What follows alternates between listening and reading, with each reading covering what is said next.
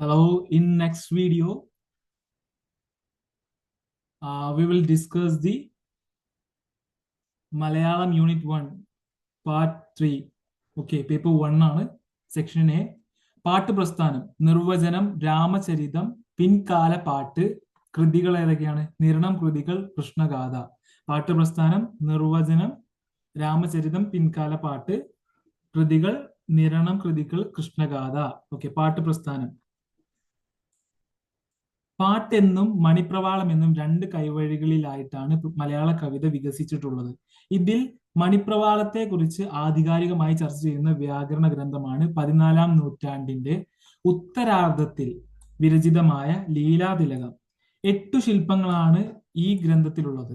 സൂത്രവും വൃത്തിയുമായിട്ടാണ് രചന നിർവഹിച്ചിരിക്കുന്നത്.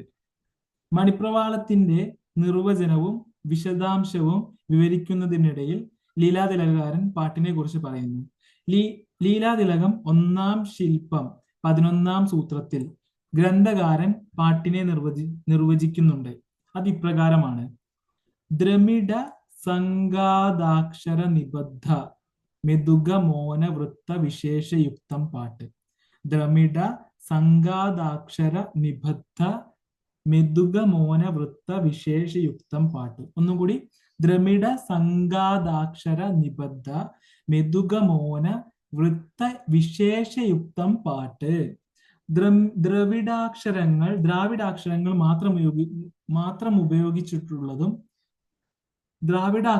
മാത്രം ഉപയോഗിച്ചുള്ളതും എതുക മോന എന്നീ പ്രാസങ്ങൾ ഉൾപ്പെടുത്തിയിട്ടുള്ളതും വസന്ത തിലകം തുടങ്ങിയ സംസ്കൃത വൃത്തങ്ങളിൽ നിന്നും ഭിന്നമായ ദ്രാവിഡ വൃത്തങ്ങളിൽ രചിക്കുന്നതുമായ ഗാനാത്മക കാവ്യമാണ് പാട്ട്.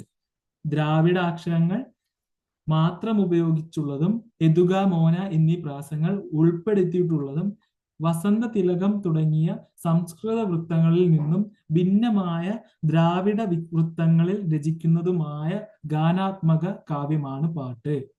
ദ്രമിഡ സംഗാദാക്ഷര നിബദ്ധം.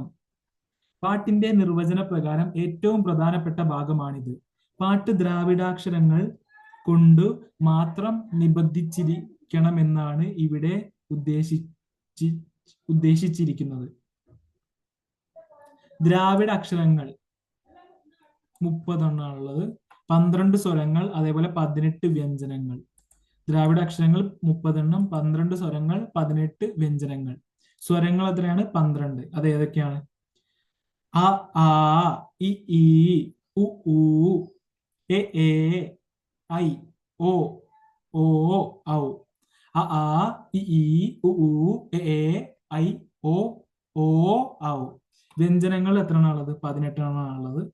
ക, ങ, ച, ഞ, ധ, ന, ത, ന, പ, മ, യ, ര, ല, വ, ള, ഴ, റ, ന.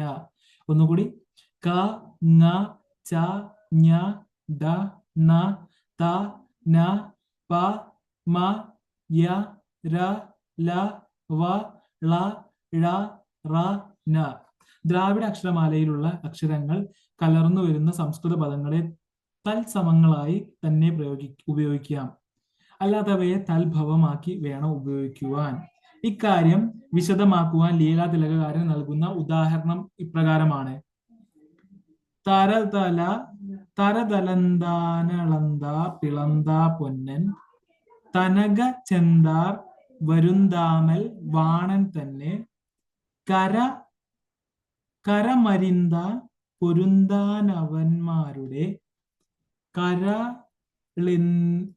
കരളെരിന്ത പുരാനെ മുരാരി കണ. തരതലന്താനളന്ത പിളന്ത പൊന്നൻ തനക ചെന്താർ വരുന്താമൽ വാണൻ തന്നെ കരമരിന്ത പൊരുന്താനവന്മാരുടെ കരളെരിന്ത പുരാനെ മുരാരി കണ. ഇവിടെ മുരാരി, കരം മുതലായ സംസ്കൃത പദങ്ങൾ തൽസമങ്ങളായി സ്വീകരിച്ചിരിക്കുന്നു. കാരണം ഇവ ദ്രാവിഡ വർണ്ണ ഘടനയിലുള്ള അക്ഷരങ്ങളാണ്. ഇവിടെ മുരാരി, കരം മുതലായ സംസ്കൃത പദങ്ങൾ തൽസമങ്ങളായി സ്വീകരിച്ചിരിക്കുന്നു. കാരണം ഇവിടെ ദ്രാവിഡ വർണ്ണ ഘടനയിലുള്ള അക്ഷരങ്ങളാണ്. ധരതലം, ദാനവൻ എന്നീ സംസ്കൃത പദങ്ങൾ ദ്രാവിഡ അക്ഷരമാലയിൽ ഇല്ലാത്തതിനാൽ അവയെ യഥാക്രമം തരതലം, താനവൻ എന്നിങ്ങനെ തൽഭവങ്ങളായി സ്വീകരിച്ചിരിക്കുന്നു. പദങ്ങളെ തർജ്ജമ ചെയ്തും പാട്ടിൽ ഉപയോഗിക്കുന്നുണ്ട്. ഉദാഹരണമായി ഹിരണ്യൻ എന്നതിന്റെ തർജ്ജമയാണ് പൊന്നൻ. ഓക്കെ, എതുക രണ്ടാമത്തെയാണ് എതുക. ദ്വിതീയാക്ഷര പ്രാസത്തിന് തുല്യമായ ഒരു പ്രാസമാണ് എതുക. മാത്രകളിൽ എതുക സാമ്യം നിഷ്കർഷിക്കുന്നുണ്ട്. അതായത് ഓരോ പാദത്തിലെയും രണ്ടാമത്തെ അക്ഷരവും ആദ്യാക്ഷരത്തിന്റെ മാത്രയും ഒരുപോലെ വരുന്നതാണ് എതുക. തന്നിരിക്കുന്ന ഉദാഹരണത്തിൽ തര തലന്ത നളന്ത, തര തലന്ത നളന്ത എന്ന് തുടങ്ങുന്ന ഒന്നാമത്തെ വരിയിലും കരമരിന്ത എന്ന് തുടങ്ങുന്ന രണ്ടാമത്തെ വരിയിലും രണ്ടാമത്തെ അക്ഷരമായ ര ആവർത്തിച്ചിട്ടുണ്ട്. അതെ, കറക്റ്റ് ആണ്. കൂടാതെ ആദ്യ അക്ഷരത്തിന്റെ മാത്രയോട് സാമ്യവും ഉണ്ട്. ഓക്കെ, മോന, മോന മൂന്നാമത്തേതാണ് മോന. മോനയ്ക്ക് പാദാർദ്ധാദി പ്രാസം എന്ന് പറയുന്നു. മോനയ്ക്ക് പാദാർദ്ധാദി പ്രാസം എന്ന് പറയുന്നു. ഒരു വരി രണ്ടായി തിരിച്ചാൽ ആദ്യ പകുതിയിലെ ആദ്യ അക്ഷരവും രണ്ടാം പകുതിയിലെ ആദ്യാക്ഷരവും ഒരുപോലെ വരുന്ന വ്യവസ്ഥയാണ് മോന. ഒരു വരി രണ്ടായി തിരിച്ചാൽ ആദ്യ പകുതിയിലെ ആദ്യാക്ഷരവും രണ്ടാം പകുതിയിലെ ആദ്യാക്ഷരവും ഒരുപോലെ വരുന്ന വ്യവസ്ഥയാണ് മോന. തന്നിരിക്കുന്ന ഉദാഹരണത്തിൽ തരതലം, വാണൻ തന്നെ എന്ന വരിയിലെ ആദ്യ പകുതിയിലും രണ്ടാം പകുതിയിലും ആദ്യ അക്ഷരമായ ത ആവർത്തിച്ചിരിക്കുന്നു.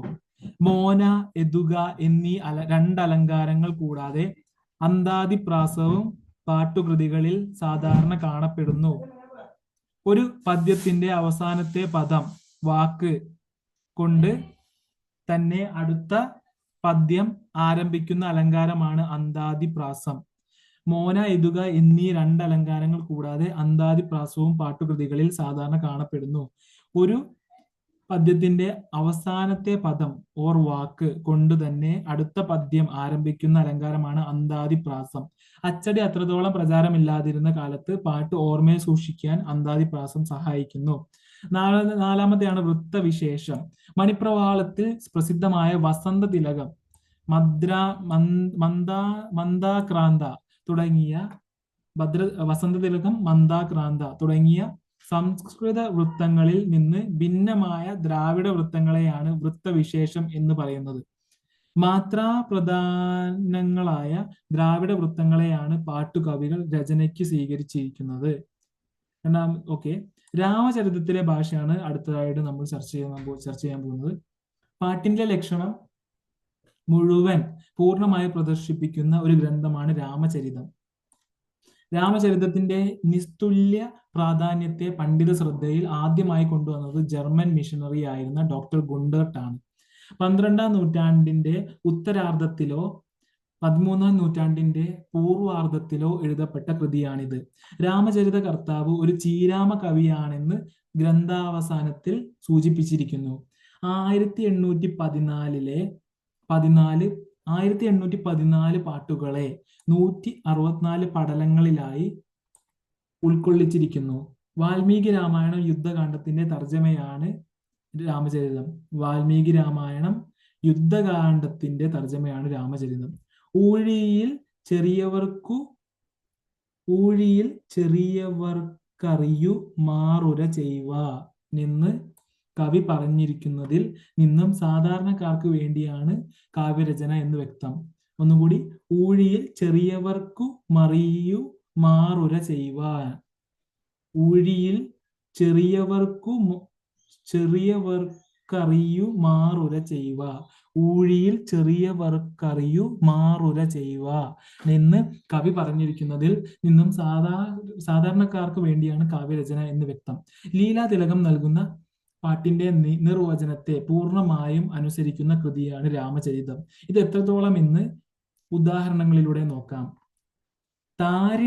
താരിണങ്കിന തഴൈക്കുഴൽ മലർ തയ്യൽ മുലൈ താവളത്തി ലിള കൊള്ളുമരവിന്ദ നയന. താരിണങ്കിന തഴൈക്കുഴൽ മലർ തയ്യൽ മുലൈ താവളത്തിലിള കൊള്ളുമരവിന്ദ നയന. ആരണങ്ങളിലെങ്ങും യോഗികളുഴ മെൻഡു മറിവാനരിയ ജ്ഞാനപ്പൊരുളെ. ആരണങ്ങളിലെങ്ങും മെൻഡു മറിവാനരിയ ജ്ഞാനപ്പൊരുളെ. ഓക്കെ. താരിണങ്കിന തഴൈക്കുഴൽ മലർ തയ്യൽ മുലൈ താവളത്തിൽ ഇളകൊള്ളു മരവിന്ദ നയന. ആരണങ്ങളിലെങ്ങും പരമയോഗികളുഴ മെൻഡു മറിവാനരിയ ജ്ഞാനപ്പൊരുളെ. മാരി വന്നതൊരു മാമലയെടുത്തു തടയും മായനെ യരജനായി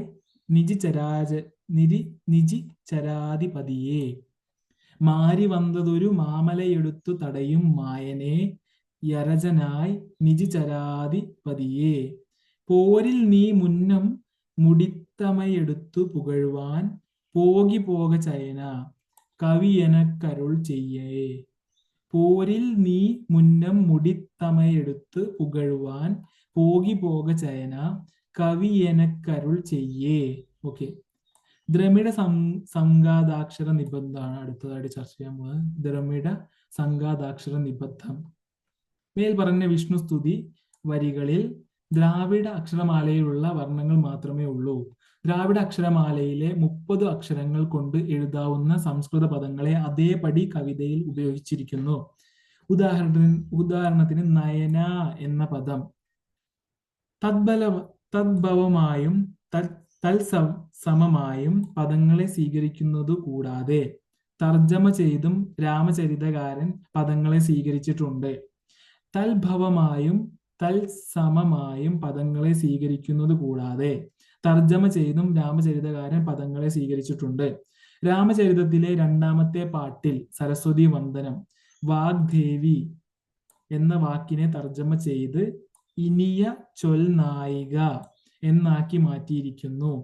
ദ്രാവിഡീകരണ പ്രക്രിയയ്ക്ക് ധാരാളം ഉദാഹരണങ്ങൾ പാഠഭാഗത്ത് കാണാൻ കഴിയും. ഓക്കെ. നിശി ചരാധിപതി, നിജി ചരാധിപതി, യോഗി യോഗി, ഭോഗ പോക, ഭോഗി പോഗി, ശയന ചയന, അരവിന്ദ നയന അരവിന്ദ നയന, അധിപതി അധിപതി. ഓക്കെ. ഇപ്രകാരം ലീലാ തിലകകാരൻ പാട്ടിന് നൽകിയിരിക്കുന്ന നിർവചനത്തിന്റെ അടിസ്ഥാന ഘടകമായ ദ്രമിഡ സംഘാതാക്ഷര നിബദ്ധം എന്ന നിയമം രാമചരിതകാരൻ പൂർണ്ണമായും അനുസരിക്കുന്നത് കാണാം. ഓക്കെ. എതുക ദ്വിതീയാക്ഷര പ്രാസത്തിന് തുല്യമായ ഒരു പ്രാസമാണ് എതുക. മാത്രകളിൽ എതുക സാമ്യം നിഷ്കർഷിക്കുന്നുണ്ട്. അതായത് ഓരോ പാദത്തിലെയും 2ാമത്തെ അക്ഷരവും ആദ്യാക്ഷരത്തിന്റെ മാത്രയും ഒരുപോലെ വരുന്നതാണ് എതുക. തന്നിരിക്കുന്ന ഉദാഹരണത്തിൽ എല്ലാ പദങ്ങളിലും എതുകയായി വന്നിരിക്കുന്നു. ദ്രാവിഡ കവികൾ എതുകയ്ക്കുള്ള പ്രാധാന്യം മോനയ്ക്ക് കൽപ്പിക്കാറില്ല. ഓക്കെ.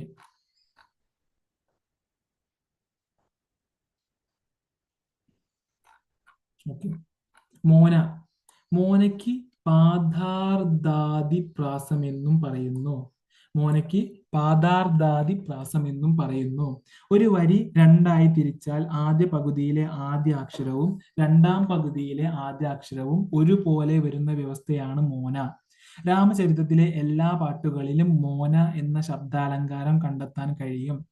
ഉദാഹരണ പദ്യഭാഗത്തിലെ 4 പാദങ്ങളും പരിശോധിച്ചാൽ ഇക്കാര്യം വ്യക്തമാകും. ഈ പാട്ടിൽ ആദ്യ പാദത്തിലെ ആദ്യാക്ഷരവും ആദ്യ പാദാർദ്ധത്തിലെ ആദ്യാക്ഷരവും താ തന്നെയാണ്. ഇതാണ് മോന. തുടർന്നുള്ള വരികളിലും ഇത്തരത്തിൽ മോന ദീക്ഷിച്ചിട്ടുണ്ട്. ഇങ്ങനെ ലീലാ തിലകകാരൻ പാട്ടിന്റെ ലക്ഷണങ്ങളായി കൽപ്പിക്കുന്ന 2 ശബ്ദാലങ്കാരങ്ങളെയും രാമചരിതകാരൻ തന്റെ കാവ്യത്തിൽ അല്പം പോലും മാറ്റമില്ലാതെ ഉപയോഗിച്ചിരിക്കുന്നതായി കാണാം. ഇങ്ങനെ ലീലാതിലകകാരൻ പാട്ടിന്റെ ലക്ഷണങ്ങളായി കൽപ്പിക്കുന്ന രണ്ട് ശബ്ദാലങ്കാരങ്ങളെയും രാമചരിതകാരൻ തന്റെ കാവ്യത്തിൽ അല്പം പോലും മാറ്റമില്ലാതെ ഉപയോഗിച്ചിരുന്നതായി കാണാം. ഓക്കെ, അടുത്തത് വൃത്തവിശേഷയുക്തം. വസന്തതിലകം, മന്ദാക്രാന്ത തുടങ്ങി മണിപ്രവാളത്തിൽ പ്രസിദ്ധമായ സംസ്കൃത വൃത്തങ്ങളിൽ നിന്ന് ഭിന്നമായ ദ്രാവിഡ വൃത്തങ്ങളെയാണ് പാട്ടിൽ ഉപയോഗിക്കുന്നത്. പാട്ടിന്റെ ലക്ഷണമായി ലീലാതിലകകാരൻ ചൂണ്ടിക്കാണിക്കുന്ന ഈ നിയമമാണ് വൃത്തവിശേഷയുക്തം എന്നതിലൂടെ അർത്ഥമാക്കുന്നത്. ദ്രാവിഡ വൃത്തങ്ങളുടെ വലിയൊരു സവിശേഷതയാണ് അവ മാത്രാ പ്രാധാനങ്ങളാണ് എന്നത്. നിരയശൈ ആശീരിപ്പ്, നിരയശൈ ആശിയിരിയപ്പ, നിരയശൈ ആശിരിയപ്പ എന്ന തമിഴ് വൃത്തമാണ് ശ്രീരാമൻ രാമചരിതത്തിൽ ഉപയോഗിച്ചിരിക്കുന്നത്. ഇന്ന് പ്രചാരത്തിൽ ഉപയോഗിക്കുന്ന പല വൃത്തങ്ങളുടെയും പ്രാഗ് രൂപങ്ങളാണ് രാമചരിതത്തിൽ കാണുന്നത്. ഇപ്രകാരം വൃത്തവിശേഷയുക്തം എന്ന നിയമവും രാമചരിതകാരൻ പിന്തുടരുന്നു. മേൽപ്പറഞ്ഞ വിവരണങ്ങളിൽ നിന്നും ദ്രമിഡ സംഘാതാക്ഷരം എന്ന അക്ഷര നിയമത്തെയും യതുക മോന എന്നീ ശബ്ദാലങ്കാര നിയമങ്ങളെയും വൃത്തവിശേഷയുക്തം എന്ന വൃത്ത നിയമത്തെയും രാമചരിതകാരൻ പൂർണ്ണമായും അനുസരിക്കുന്നതായി കാണാം. ഓക്കെ, അടുത്തത് അന്താദിപ്രാസം. യതുക, മോന എന്നിവയ്ക്ക് പുറമെ അന്താദിപ്രാസവും രാമചരിതകാരൻ നിയമേന പ്രയോഗിക്കുന്നു. ഒരു പാട്ടിന്റെ അവസാനത്തിലുള്ള ഏതെങ്കിലും ഒരു പദം കൊണ്ടുവേണം അടുത്ത പാട്ട് ആരംഭിക്കുവാൻ എന്നുള്ളതാണ് അതിനെ സംബന്ധിച്ച വിധി. അന്താദിപ്രാസം അച്ചടി ഇല്ലാതിരുന്ന കാലത്തു ജനങ്ങളുടെ ധാരണാശക്തിയെ സഹായിക്കുന്നതിന് വേണ്ടി ദ്രാവിഡ കവികൾ കണ്ടുപിടിച്ചൊരു ഉപായമാവാം. രാമചരിതത്തിലെ ആദ്യത്തെ പാട്ട് ജ്ഞാനപ്പൊരുളേ എന്ന പദത്തിൽ അവസാനിക്കുകയും രണ്ടാമത്തെ പാട്ട് ജ്ഞാനമെങ്കല് എന്ന് ആരംഭിക്കുകയും ചെയ്യുന്നത് അന്താദിപ്രാസത്തിന് ഉദാഹരണമാണ്. ഓക്കെ, മൂന്നാമത്തത് പാട്ടിലെ പാണ്ഡ്യഭാഷാ സാരൂപ്യം. പാട്ടിലെ പാണ്ഡ്യഭാഷാ സാരൂപ്യം.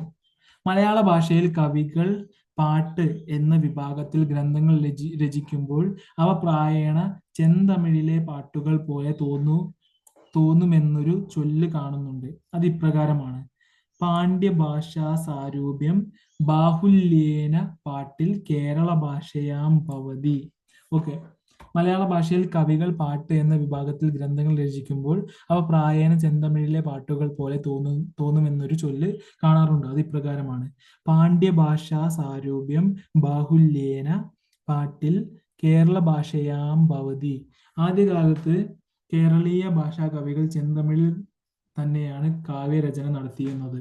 വ്യാകരണം, നിഘണ്ടു മുതലായ ലക്ഷണ ഗ്രന്ഥങ്ങൾക്കും അവർക്ക് ചെന്തമിഴിനെയാണ് ആശ്രയിക്കേണ്ടിയിരുന്നത്. പാട്ടിന്റെ ലക്ഷണത്തെ കുറിച്ച് പറയുന്ന ഒന്നാം ശില്പം 11ാം സൂത്രത്തിന്റെ വൃത്തിയിലാണ് മേൽ പറഞ്ഞ പ്രകാരം ലീലാതിലകകാരൻ അഭിപ്രായപ്പെടുന്നത്. തര തലന്താ നളന്ത, തര തലന്താ നളന്ത, പിളന്താ പൊന്നൻ, തര തലന്താ നളന്ത, പിളന്താ പൊന്നൻ എന്നു തുടങ്ങുന്ന വരികൾ പാട്ടിന് ഉദാഹരണമായി ലീലാതിലകകാരൻ നൽകുന്നു. പ്രസ്തുത വരികളിൽ തര, ധര, വാണൻ, ഭാണൻ, താനവൻ, ദാനവൻ, താമം, ധാമം മുതലായ പദങ്ങൾ ആരിയച്ചി തൈവ്, അര്യച്ചുതവ് തട്ടിയ രൂപങ്ങളാണ്. ഇപ്രകാരം ദ്രാവിഡീകരണ പ്രക്രിയ നടപ്പിലാക്കിയ കാവ്യങ്ങളിൽ പാണ്ഡ്യഭാഷാ സാരൂപ്യം ബഹുലമായി കാണാൻ കഴിയും. ഇക്കാരണത്താലാണ് ലീലാതിലകത്തിൽ രേഖപ്പെടുത്തിയ തര തലന്താ നളന്ത എന്ന പാട്ട് ചെന്തമിഴിനോട് കൂടുതൽ ചേർച്ചയുള്ളതായി തോന്നുന്നത്. ഓക്കെ, നാലാമത്തത് രാമചരിത ഭാഷ പ്രമുഖ പണ്ഡിതാഭിപ്രായങ്ങൾ. രാമചരിത ഭാഷ പ്രമുഖ പണ്ഡിതാഭിപ്രായങ്ങൾ. 12ാം നൂറ്റാണ്ടിലോ അതിനുശേഷമോ രൂപം കൊണ്ട ആദ്യത്തെ പാട്ടുകൃതിയാണ് രാമചരിതം. കവി, കാലം എന്നിവയെ കുറിച്ചൊക്കെ തർക്കം നിലനിൽക്കുന്നത് പോലെ രാമചരിതത്തിലെ ഭാഷയെക്കുറിച്ചും വിവിധ അഭിപ്രായങ്ങൾ നിലവിലുണ്ട്. രാമചരിതത്തെ കുറിച്ചുള്ള പണ്ഡിതാഭിപ്രായത്തെ പ്രധാനമായും 5 ആയി തരംതിരിക്കാം. അവ: രാമചരിതം പ്രാചീന ഭാഷാകൃതിയാണ്. രാമചരിതം ഒരു തമിഴ് കൃതിയാണ്. രാമചരിതം മിശ്ര ഭാഷാകൃതിയാണ്. രാമചരിതം കൃത്രിമ ഭാഷാകൃതിയാണ്. രാമചരിതം അതുണ്ടായ കാലത്തെ സാഹിത്യ ഭാഷയിൽ വിരചിതമായ കൃതിയാണ്. ഓക്കെ, രാമചരിതത്തെ കുറിച്ചുള്ള പണ്ഡിതാഭിപ്രായത്തെ പ്രധാനമായും 5 ആയി തരംതിരിക്കാം. ഓക്കെ, അവ ഏതൊക്കെയാണ്? രാമചരിതം ഒരു പ്രാചീന ഭാഷാകൃതി, രാമചരിതം ഒരു തമിഴ് കൃതി, രാമചരിതം മിശ്ര ഭാഷാകൃതി, രാമചരിതം കൃത്രിമ ഭാഷാകൃതി, രാമചരിതം അതുണ്ടായ കാലത്തെ സാഹിത്യ ഭാഷയിൽ വിരചിതമായ കൃതി. ഓക്കെ, ഒന്നാമത്തത് രാമചരിതം പ്രാചീന ഭാഷാകൃതിയാണ്. മലയാള ഭാഷയിലെ ഏറ്റവും പ്രാചീനമായ കൃതി രാമചരിതമാണ് എന്ന ഗുണ്ടർട്ടിന്റെ അഭിപ്രായം വളരെയധികം പ്രചാരം ലഭിച്ചിട്ടുണ്ട്. സംസ്കൃതാക്ഷരമാല മലയാളത്തിൽ സ്വീകരിക്കുന്നതിന്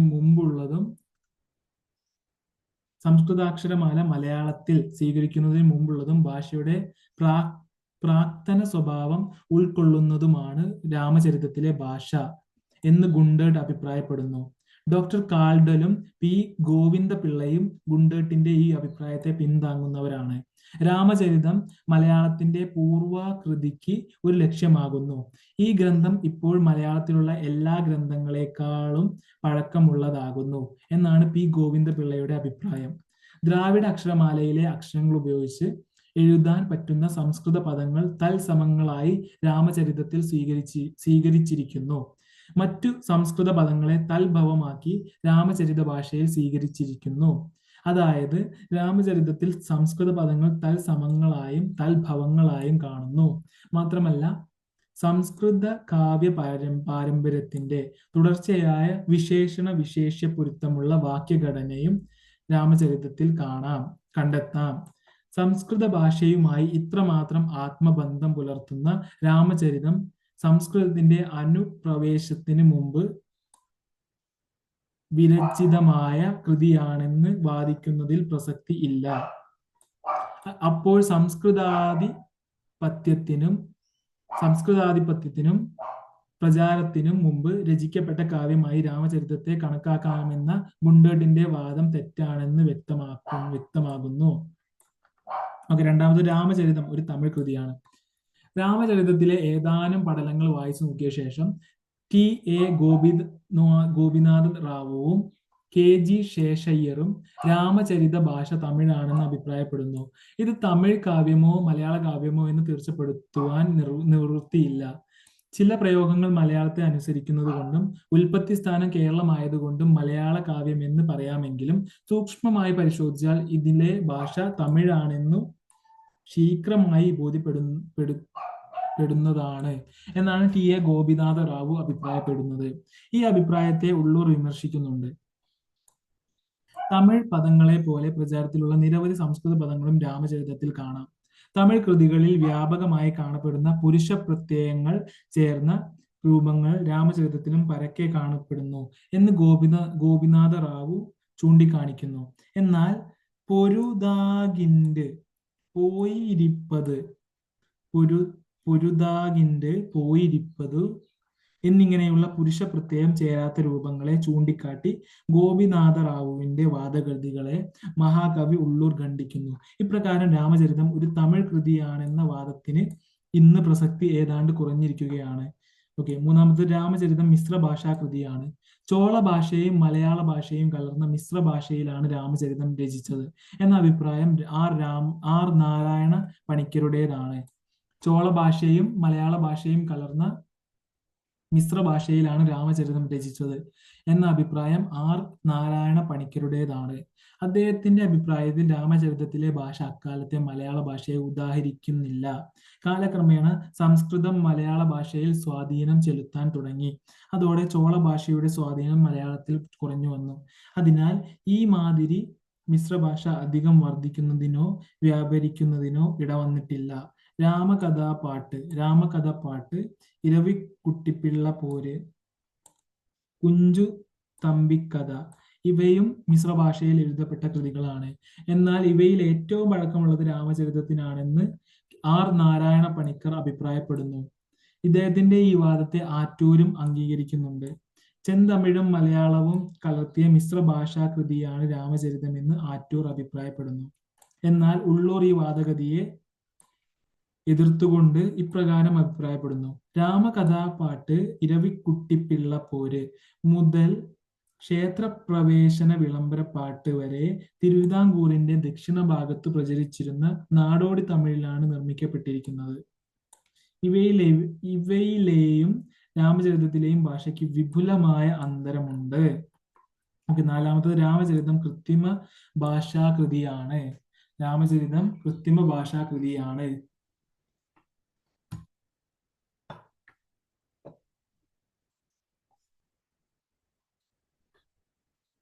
രാമചരിതത്തിലെ ഭാഷ കൃത്രിമ ഭാഷയാണെന്ന് ആദ്യം അഭിപ്രായപ്പെട്ടത് ഗോദവർമ്മയാണ്. സാഹിത്യത്തിന് അതിൻ്റെതായ ഒരു കൃത്രിമ ഭാഷയുണ്ടെന്നുള്ള വിശ്വാസമാണ് ഈ അഭിപ്രായത്തിന് പിന്നിൽ. എല്ലാ കാലത്തും സാഹിത്യരചനയ്ക്ക് ഒരു കൃത്രിമ ഭാഷയുണ്ടെന്നും ഗോദവർമ്മ അഭിപ്രായപ്പെടുന്നു. അദ്ദേഹത്തിന്റെ അഭിപ്രായം ഇപ്രകാരമാണ്: സാഹിത്യ പ്രണയനത്തിനു വേണ്ടി തെക്കൻ തിരുവിതാംകൂറിൽ അക്കാലത്തെ അംഗീകൃതമായ പ്രസ്ഥാന വിശേഷം മുൻനിർത്തിയാണ് രാമചരിതം രചിച്ചിട്ടുള്ളത്. സാഹിത്യ പ്രണയനത്തിനു വേണ്ടി തെക്കൻ തിരുവിതാംകൂറിൽ അക്കാലത്തെ അംഗീകൃതമായ പ്രസ്ഥാന വിശേഷം മുൻനിർത്തിയാണ് രാമചരിതം രചിച്ചിട്ടുള്ളത്. പൂവനം നമ്പൂതിരി, എഴുത്തച്ഛൻ മുതലായ കവികൾ സാഹിത്യ വ്യാപാരത്തിന് ഉപയോഗിച്ചിട്ടുള്ള ഭാഷ അവരുടെ കാലത്തെ വ്യവഹാര ഭാഷയല്ല, മറിച്ച് വ്യവഹാര ഭാഷയിൽ നിന്നും അല്പം ചില വ്യത്യാസങ്ങൾ വരുത്തിയ കൃത്രിമ ഭാഷയാണ്. അതുപോലെ തമിഴും മലയാളവും ഇടകലർത്തി പാട്ടുലക്ഷണ പ്രകാരം രചിച്ചിട്ടുള്ള രാമചരിതത്തിലെ ഭാഷയും കൃത്രിമമാണ്.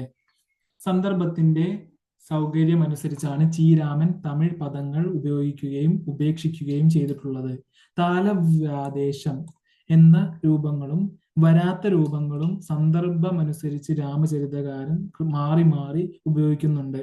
ഇങ്ങനെ നോക്കിയാൽ രാമചരിതം ഒരു കൃത്രിമ ഭാഷയിൽ വിരചിതമായ കൃതിയാണെന്ന് കണക്കാക്കാമെന്ന് ഗോദവർമ്മ അഭിപ്രായപ്പെടുന്നു. ഓക്കെ, അടുത്ത അഞ്ചാമത്തെ, രാമചരിതം അന്നത്തെ സാഹിത്യ ഭാഷയിൽ രചിക്കപ്പെട്ട കൃതി. രാമചരിതം അതുണ്ടായ കാലത്ത് മലയാളം പാട്ടിൽ ഉപയോഗിച്ചിരുന്ന സാഹിത്യ ഭാഷയിൽ എഴുതിയതാണ് എന്ന അഭിപ്രായം ഉള്ളൂരിൻ്റെതാണ്. രാമചരിതം അതുണ്ടായ കാലത്ത് മലയാളം പാട്ടിൽ ഉപയോഗിച്ചിരുന്ന സാഹിത്യ ഭാഷയിൽ എഴുതിയതാണ് എന്ന അഭിപ്രായം ഉള്ളൂരിൻ്റെതാണ്. Professor V Krishnan Nair, doctor KN Ezhuthachan, doctor MM Purushothaman Nair എന്നിവർ ഈ അഭിപ്രായത്തെ അനുകൂലിക്കുന്നവരാണ്. ആധുനിക ഭാഷാശാസ്ത്ര ബോധത്തിന്റെ വെളിച്ചത്തിൽ രാമചരിത ഭാഷയെ ആഴത്തിൽ പരിശോധിച്ച ഭാഷാ പണ്ഡിതന്മാർ രാമചരിതം അക്കാലത്തെ സാഹിത്യ ഭാഷയിൽ എഴുതപ്പെട്ട കൃതിയാണെന്ന് അവകാശപ്പെടുന്നു. ഇപ്രകാരം രാമചരിത കാലത്തെ സാഹിത്യ ഭാഷ രാമചരിത ഭാഷയ്ക്ക് സമാനമാണെന്ന് വിശ്വസിക്കുന്നതാണ് യുക്തിസഹമായിട്ടുള്ളത്. ഇപ്രകാരം രാമചരിത കാലത്തെ സാഹിത്യ ഭാഷ രാമചരിത ഭാഷയ്ക്ക് സമാനമാണെന്നു വിശ്വസിക്കുന്നതാണ് യുക്തിസഹമായിട്ടുള്ളത്. ഓക്കെ, നിരണം കൃതികൾ. പാട്ടുപ്രസ്ഥാനത്തിന്റെ രണ്ടാം ഘട്ടത്തിലുണ്ടായ മഹത് കൃതികളാണ് നിരണം കൃതികൾ. പാട്ടുപ്രസ്ഥാനത്തിന്റെ രണ്ടാം ഘട്ടത്തിലുണ്ടായ മഹത് കൃതികളാണ് നിരണം കൃതികൾ. 14-ാം ശതകത്തിന്റെ ഉത്തരാർദ്ധം മുതൽ 15-ാം ശതകത്തിന്റെ പൂർവാർദ്ധം വരെയാണ് നിരണം കവികളുടെ കാലം. രാമചരിതത്തിനു ശേഷം നിരണം കവികളുടെ കാലം വരെ പാട്ടുസാഹിത്യത്തിന് അത്യധികം വളർച്ചയുണ്ടായില്ല. മണിപ്രവാള സാഹിത്യത്തിന് ഈ കാലയളവിൽ വലിയ വളർച്ച ഉണ്ടായിട്ടുണ്ട്. ഭാഷാപരവും സാഹിത്യ സംബന്ധവുമായ പരിണാമ പ്രക്രിയ ഈ ഘട്ടത്തിൽ നടന്നുകൊണ്ടിരുന്നു. ഈ സമയത്ത് പാട്ടുസാഹിത്യത്തിൽ പുതിയ മാറ്റത്തോടെ പ്രത്യക്ഷപ്പെട്ട കവികളാണ് കണ്ണശന്മാർ അഥവാ നിരണം കവികൾ. 3 പേരാണ് നിരണം കവികൾ എന്ന് അറിയപ്പെടുന്നത്: മാധവ പണിക്കർ, ശങ്കര പണിക്കർ, രാമപണിക്കർ. മാധവ പണിക്കർ, ശങ്കര പണിക്കർ, രാമപണിക്കർ. പണ്ട് ഇവർ നിരണത്തുകാരായതുകൊണ്ടാണ് അങ്ങനെ വിളിക്കുന്നതെന്ന് കരുതിയിരുന്നു. പിന്നീട് അത് കൃതികളുടെ വൃത്തൈക്യത്തെ മുൻനിർത്തിയാക്കി. നിരണം കൃതികൾ പ്രധാനമായും 6 കൃതികളാണ് നിരണം കൃതികൾ എന്നറിയപ്പെടുന്നത്. ഏതൊക്കെയാണ്? ഒന്നാമത്തത് ഭാഷാ ഭഗവത്ഗീത. ആരെഴുതിയത്? മാധവ പണിക്കർ. രണ്ടാമത്തത് ഭാരതമാല ആരെഴുതിയത്? ശങ്കര പണിക്കർ. ഭാഷാ ഭഗവത്ഗീത മാധവ പണിക്കർ. ഭാരതമാല ശങ്കര പണിക്കർ. അടുത്തതെല്ലാം രാമപണിക്കറാണ്. കണ്ണശ രാമായണം രാമപണിക്കർ. കണ്ണശ ഭാരതം രാമപണിക്കർ. കണ്ണശ ഭാഗവതം രാമപണിക്കർ. ശിവരാത്രി മഹാത്മ്യം രാമപണിക്കർ. ഇവ കൂടാതെ സീതാ സ്വയംവരം, തൃക്കപ്പാലീശ്വര സ്തോത്രം, ശ്രീവല്ലഭ കീർത്തനം, ബ്രഹ്മാണ്ഡ പുരാണം ഗദ്യം എന്നിവയും കണ്ണശ പണിക്കരുടെ കൃതികളാണെന്ന് വിശ്വസിക്കപ്പെടുന്നു. പാട്ടുഭാഷ രാമചരിതത്തിൽ നിന്ന് കണ്ണശന്മാരിലേക്ക്. പാട്ടുഭാഷയുടെ ലക്ഷണവും അതിൻ്റെ വിശദീകരണവും വ്യക്തമാക്കി കഴിഞ്ഞതാണ്. പാട്ടിന്റെ നിർവചനത്തിലെ എല്ലാ ലക്ഷണവും അംഗീകരിക്കുന്ന കൃതിയാണ് രാമചരിതം. രാമകഥാപാട്ട്, തിരുനിഴൽമാല എന്നിവയും പാട്ടിന്റെ ലക്ഷണങ്ങൾ അംഗീകരിക്കുന്ന കൃതികളാണ്. രാമചരിതത്തിൽ നിന്ന് കണ്ണശ കൃതികളിലേക്ക് എത്തുമ്പോൾ പാട്ടിന്റെ ലക്ഷണത്തിന് സംഭവിച്ച വികാസപരമായ പരിണാമങ്ങളാണ് ഇവിടെ വ്യക്തമാക്കുന്നത്. ഒന്നാമത്തത് ദ്രമിഡ സംഘാതാക്ഷര നിബദ്ധം. ദ്രമിഡ സംഘാതാക്ഷര നിബദ്ധം പാട്ടിന്റെ ലക്ഷണത്തിൽ സർവപ്രധാനമായ ഒന്നാണ് അത്. ദ്രമിഡ സംഘാതാക്ഷര നിബദ്ധമായിരിക്കണമെന്നത്. എന്നാൽ അത് തള്ളിക്കളയുകയാണ് കണ്ണശന്മാർ ചെയ്തത്. കാവ്യത്തിലെ വർണ്ണഘടനയിൽ അതീവ സ്വാതന്ത്ര്യം കണ്ണശന്മാർ കൈക്കൊണ്ടു. ദ്രമിഡ സംഘാതാക്ഷരങ്ങളിൽ ഉറച്ചുനിന്ന രാമചരിത ഭാഷയിൽ നിന്ന് നിരണം കൃതികളിലേക്ക് വരുമ്പോൾ ദ്രമിഡ സംഘാതാക്ഷരത്തിൽ ഉൾപ്പെടാത്ത അധികരം, മൃദു, ഘോഷം, ഊഷ്മാക്കൾ എന്നിവയുടെ തള്ളിക്കയറ്റം തന്നെ ഉണ്ടായി. ഇക്കാരണത്താൽ സംസ്കൃത തത്സമ ശബ്ദങ്ങളുടെ ധാരാളിത്തം കണ്ണശന്മാരിൽ കാണാം. ദ്രാവിഡത്തിൽ ഇല്ലാത്ത അക്ഷരങ്ങൾ മാത്രമല്ല, കൂട്ടക്ഷരങ്ങളും ഇതിൽ കാണാം. ഇവ രാമചരിതത്തിൽ കാണാനാവില്ല. പാട്ടുകളിൽ ഇവ ഉപയോഗിക്കരുതെന്ന് ലീലാതിലകകാരൻ വിലക്കിയിട്ടുണ്ടെങ്കിലും കണ്ണശന്മാർ പ്രസ്തുത നിയമം ലംഘിച്ചു കാണുന്നു. ഓക്കെ. എതുകയും മോനയും പാട്ടുകളിൽ പാലിച്ചു കാണുന്ന ശബ്ദാലങ്കാരങ്ങളാണ് എതുകയും മോനയും. പ്രാചീന പാട്ടുകളിൽ ഇവ നിർബന്ധമായും പാലിച്ചിരുന്നുവെന്ന് ലീലാതിലകത്തിൽ കാണുന്നു. രാമചരിതത്തിലും കണ്ണശ കൃതികളിലും ഇവ മിക്കവാറും പാലിച്ചിട്ടുണ്ട്. മൂന്നാമത്തത് വൃത്തവിശേഷം. ദ്രാവിഡ വൃത്തങ്ങളെയാണ് വൃത്തവിശേഷം എന്നതിലൂടെ ലീലാതിലകകാരൻ അർത്ഥമാക്കുന്നത്. രാമചരിതത്തിലെ വൃത്തവിശേഷങ്ങൾ തമിഴ് പാരമ്പര്യത്തിന് നിരക്കുന്നതാണെങ്കിലും കേരളീയരുടെ ഗാനശൈലികളിൽ നിന്ന് അകന്നു കഴിഞ്ഞിട്ടുണ്ടെന്ന് വ്യക്തം. അതുകൊണ്ടായിരിക്കണം നിരണം കവികൾ അന്നു പ്രചാരത്തിലിരുന്ന വൃത്തങ്ങളിലൊന്നായ ദീർഘതരംഗിണി സ്വീകരിച്ചത്. പിന്നീട് അതിന് നിരണം വൃത്തം എന്നും പേര് വന്നു. ഇത്തരത്തിൽ സംസ്കൃതേതര വൃത്തം കാവ്യരചനയിൽ സ്വീകരിച്ചതിലൂടെ വൃത്തവിശേഷം എന്ന നിബന്ധന കണ്ണശന്മാർ നടപ്പിലാക്കിയിരുന്നതായി കാണാം. ഓക്കെ. അടുത്തത് അന്താതിപ്രാസം. രാമചരിതം സർവത്ര ദീക്ഷിച്ചു കാണുന്ന പാട്ടിന്റെ സ്വഭാവമാണ് അന്താതിപ്രാസം. എന്നാൽ ഇത് വളരെ ദുർലഭമായിട്ടേ കണ്ണശന്മാർ പിന്തുടർന്ന് കാണുന്നുള്ളൂ. രാമചരിതം സർവത്ര ദീക്ഷിച്ചു കാണുന്ന പാട്ടിന്റെ സ്വഭാവമാണ് അന്താതിപ്രാസം. എന്നാൽ ഇത് വളരെ ദുർലഭമായിട്ടേ കണ്ണശന്മാർ പിന്തുടർന്ന് കാണുന്നുള്ളൂ. അഞ്ചാമത്തത് പാണ്ഡ്യഭാഷാ സാരൂപ്യം. പാണ്ഡ്യഭാഷാ സാരൂപ്യം അഥവാ തമിഴ് സ്വാധീനം പാട്ടുകളിൽ ഏറിയിരിക്കുമെന്ന് നേരത്തെ സൂചിപ്പിച്ചിട്ടുണ്ടല്ലോ. എന്നാൽ രാമചരിതത്തെ അപേക്ഷിച്ച് കണ്ണശ കൃതികളിൽ തമിഴ് സ്വാധീനം കുറവാണ്. തമിഴ് സ്വാധീനത്തിൽ പാട്ടിന്റെയും മണിപ്രവാളത്തിന്റെയും മധ്യവർത്തിയായി നിരണം കൃതികൾ നിലകൊള്ളുന്നു. വിഭക്ത്യന്ത സംസ്കൃത പദം. സംസ്കൃത വിഭക്തി പ്രത്യയങ്ങൾ വളരെ കുറഞ്ഞ തോതിലാണ് പാട്ടിൽ സ്വീകരിച്ചിരിക്കുന്നത്. കണ്ണശന്മാരാകട്ടെ വിഭക്ത്യന്ത സംസ്കൃതം മണിപ്രവാളത്തിലെ പോലെ ധാരാളം ഉപയോഗിച്ചു കാണുന്നു. കണ്ണശ കൃതികളിലെ ഭാഷയെയും പാട്ടുഭാഷയെയും തമ്മിൽ താരതമ്യപ്പെടുത്തി ഡോക്ടർ എം ലീലാവതി അഭിപ്രായപ്പെടുന്നത് ഇപ്രകാരമാണ്. പാട്ടിന്റെ ദ്രമിഡ സംഘാതാക്ഷര നിബദ്ധം എന്ന നിർവചനാംശം ഇവിടെ കിഴിച്ചു കളയണം. വൃത്തവിശേഷയുക്തം എന്നതും എതുക, മോന മുതലായവയും ശേഷിക്കുന്നു. ഇത്തരത്തിൽ പാട്ടിന്റെ പ്രധാന ലക്ഷണത്തെ നിരണം കവികൾ നിരാകരിക്കുന്നത് കാണാം. എതുകയും മോനയും കേവലം ശബ്ദാലങ്കാരങ്ങൾ മാത്രമാണ്. അവ സ്വീകരിച്ചിരിക്കുന്നത് വലിയ പ്രാധാന്യം അർഹിക്കുന്ന കാര്യമല്ല. മാത്രമല്ല സംസ്കൃത പ്രഭാവം കണ്ണശ കൃതികളിൽ കാണാനും സാധിക്കുന്നു. ഇതിൽ നിന്നെല്ലാം നിരണം കൃതികൾ ഭാഷാ സാഹിത്യത്തിലെ അതിപ്രധാനമായ ഒരു പരിവർത്തന ഘട്ടത്തിന്റെ പ്രതിനിധികളാണെന്ന് വ്യക്തമാകുന്നു. ഓക്കെ, പാട്ടും മണിപ്രവാളവും നിരണം കൃതികളിൽ പാട്ട്, മണിപ്രവാളം എന്നിങ്ങനെ രണ്ടു കൈവഴികളായി ഒഴുകിയിരുന്ന മലയാള കവിതാ സാഹിത്യത്തെ ആദ്യമായി കൂട്ടിച്ചേർത്തത് നിരണം കവികളാണ്. ഇത്തരത്തിൽ രണ്ട് കാവ്യപ്രസ്ഥാനത്തെയും കൂട്ടിച്ചേർത്തുകൊണ്ടുള്ള ഒരു പുതിയ കാവ്യഭാഷ നിരണം കൃതികളിലൂടെ സംജാതമായി. യഥാർത്ഥത്തിൽ ഇത് ഭാഷാപരമായ വിപ്ലവമാണ്. ഇതിനെക്കുറിച്ച് ഡോക്ടർ എം ലീലാവതി അഭിപ്രായപ്പെടുന്നത് ഇപ്രകാരമാണ്: വിഷയ സ്വഭാവത്തിലും വൃത്ത സ്വഭാവത്തിലും പാട്ടിന്റെ പാരമ്പര്യം തുടരുകയും ഭാഷാരീതിയിൽ മാത്രം മണിപ്രവാള സംസ്കാരം ആവാഹിക്കുകയുമായിരുന്നു നിരണം കവികൾ ആവിഷ്കരിച്ച വിപ്ലവം. ഇന്നത്തെ മാനക മലയാള ഭാഷയുടെ പൂർവ്വരൂപം പൂർണ്ണമായി കാണുന്നത് എഴുത്തച്ഛന്റെ കൃതികളിലാണെങ്കിലും നിരണം കൃതികൾ അതിന് ഉദയം നൽകിയ പ്രാഗ് രൂപം ഉൾക്കൊള്ളുന്നുണ്ട്. എഴുത്തച്ഛന്റെ കൃതികൾക്കുണ്ടായ പ്രചാരമാണ് കേരളത്തിലെ മാനക ഭാഷയ്ക്ക് ഏകഭാവം നൽകിയത്. ത്രൈവർണിക ഭാഷയിൽ അഭിരമിക്കാൻ സന്നദ്ധരല്ലാതിരുന്ന സാധാരണക്കാർക്ക് ഇഷ്ടപ്പെടുകയില്ലെന്നറിഞ്ഞുകൊണ്ട് തന്നെ ആ വഴിക്കേ സാഹിത്യത്തിന് വളർച്ചയുള്ളൂ എന്ന് കണ്ട് പാട്ടിൽ പുതിയ ചാലു കീറിയവരാണ് ഈ കവികൾ എന്ന് കൈരളിയുടെ കഥയിൽ എൻ കൃഷ്ണപിള്ള അഭിപ്രായപ്പെടുന്നു.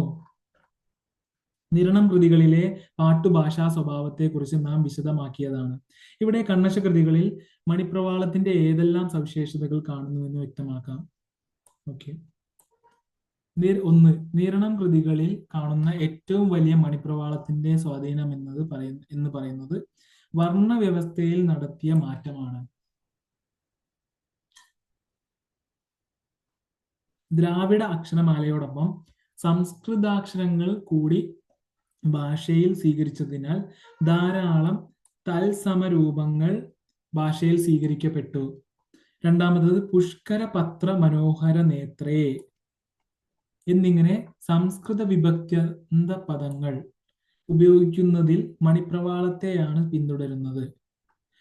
മൂന്നാമത്തത് ഭാഷാ ശബ്ദവും സംസ്കൃതവും വ്യവഹിത സമാസ രീതിയിൽ സംയോജിപ്പിക്കുന്നതിലും മണിപ്രവാള കവികളെ തന്നെയാണ് അനുകരിക്കുന്നത്.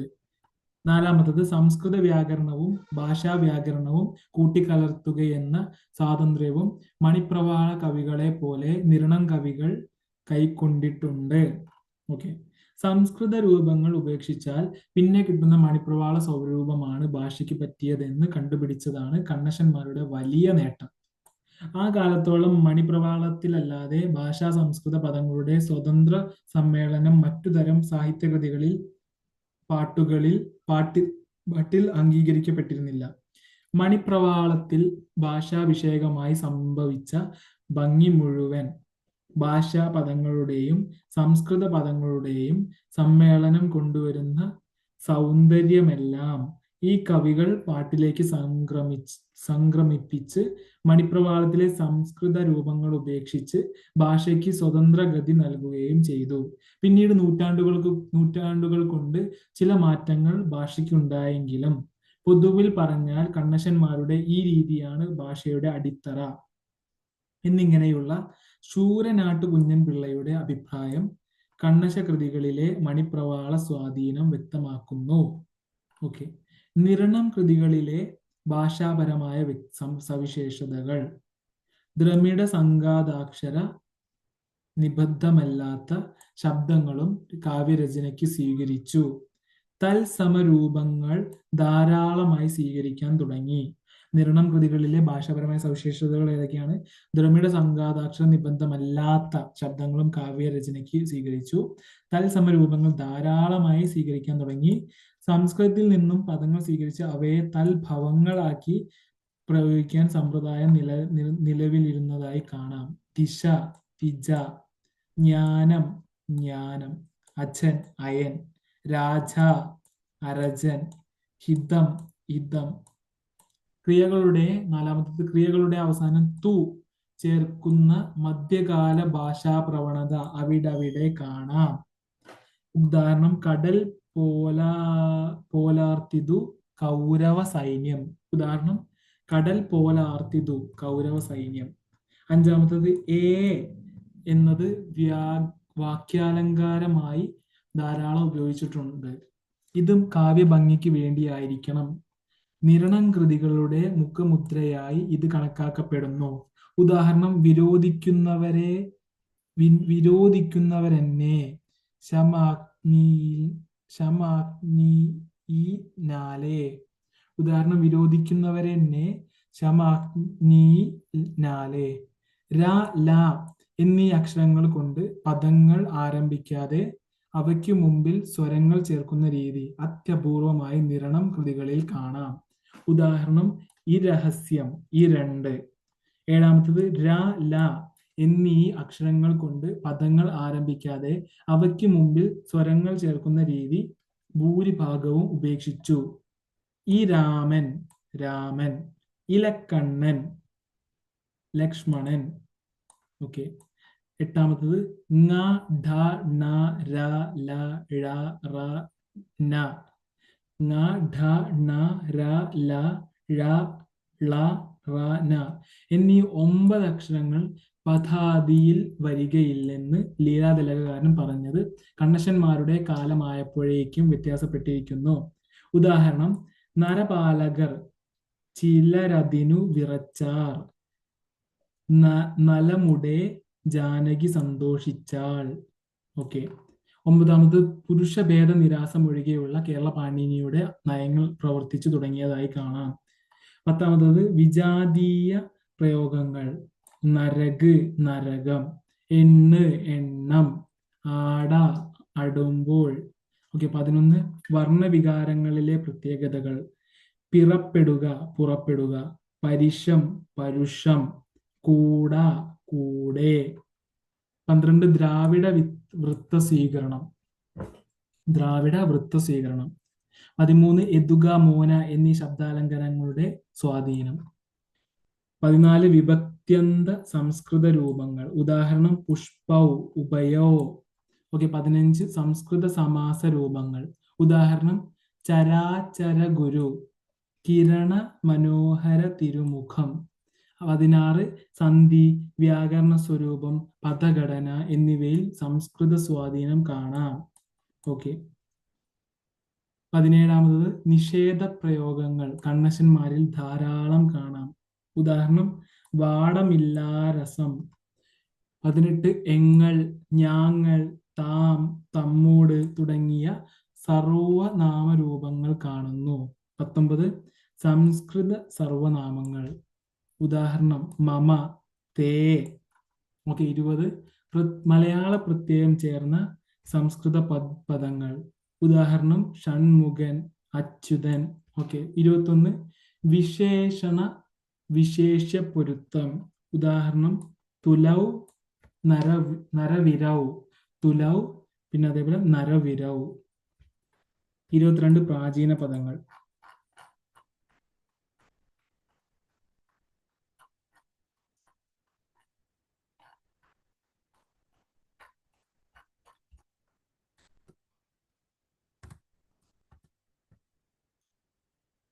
പ്രാചീന പദങ്ങൾ. സംസ്കൃത പ്രഭാവത്താൽ നഷ്ടപ്പെട്ടു പോയതും പ്രചാരലുപ്തങ്ങളുമായ ധാരാളം പ്രാചീന പദങ്ങൾ കണ്ണശന്മാരിൽ കാണാം. കൊറ്റവൻ, രാജാക്കന്മാർ. അയ്യം, ഭിക്ഷ. കൂറ, വസ്ത്രം. ചരതം, സത്യം. 23 മിശ്ര ഭാഷ. ഭാഷാമിശ്രമിതന്തികളാതെ പരമേശ്വര ഭക്തിയാ വല്ലവരും. ഭാഷാമിശ്രമിതന്തികളാതെ പരമേശ്വര ഭക്തിയാ വല്ലവരും എന്ന് ശിവരാത്രി മഹാത്മ്യകാരൻ പറയുന്നതിൽ നിന്നും മിശ്രഭാഷയാണ് പൊതുവെ കാണുന്നതെന്ന് മനസ്സിലാകുന്നു. തമിഴ് മലയാളങ്ങളുടെയും സംസ്കൃതത്തിന്റെയും സമ്മിശ്രണമായ ഭാഷാമിശ്രമാണ് ഇവരിൽ കാണുന്നത്.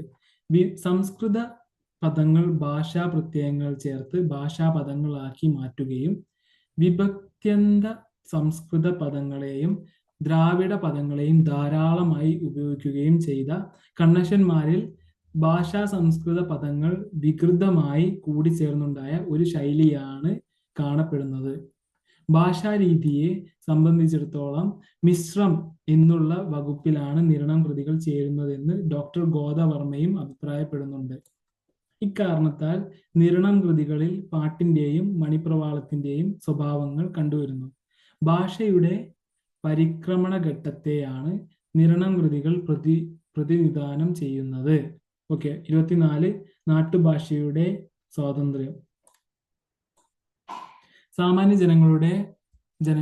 ജനങ്ങൾ തങ്ങളുടെ കൃതി വായിച്ച് ആസ്വദിക്കണമെന്ന് ആഗ്രഹിച്ച കണ്ണശന്മാർ ഏവർക്കും മനസ്സിലാകുന്ന ഒരു കാവ്യഭാഷ സ്വീകരിച്ചു. ധാരാളം സംസ്കൃത പദങ്ങളെ ഭാഷാ പ്രത്യയങ്ങൾ ചേർത്ത് അവതരിപ്പിക്കുകയും ചെയ്തു. രാമചരിതത്തെ അപേക്ഷിച്ച് കണ്ണശ കൃതികളിൽ മലയാളത്തിന്റെയും സംസ്കൃതത്തിന്റെയും സ്വാധീന ശക്തി കൂടുതലായി കാണാൻ കഴിയും. മുൻപെങ്ങും നാട്ടുഭാഷയ്ക്ക് കിട്ടിയിട്ടില്ലാത്ത ഒരു സ്വാതന്ത്ര്യം കണ്ണശ ഭാഷയിൽ ലഭ്യമായി. അടുത്തത് എഴുത്തച്ഛന്റെ മുൻഗാമിയായ കണ്ണശന്മാർ.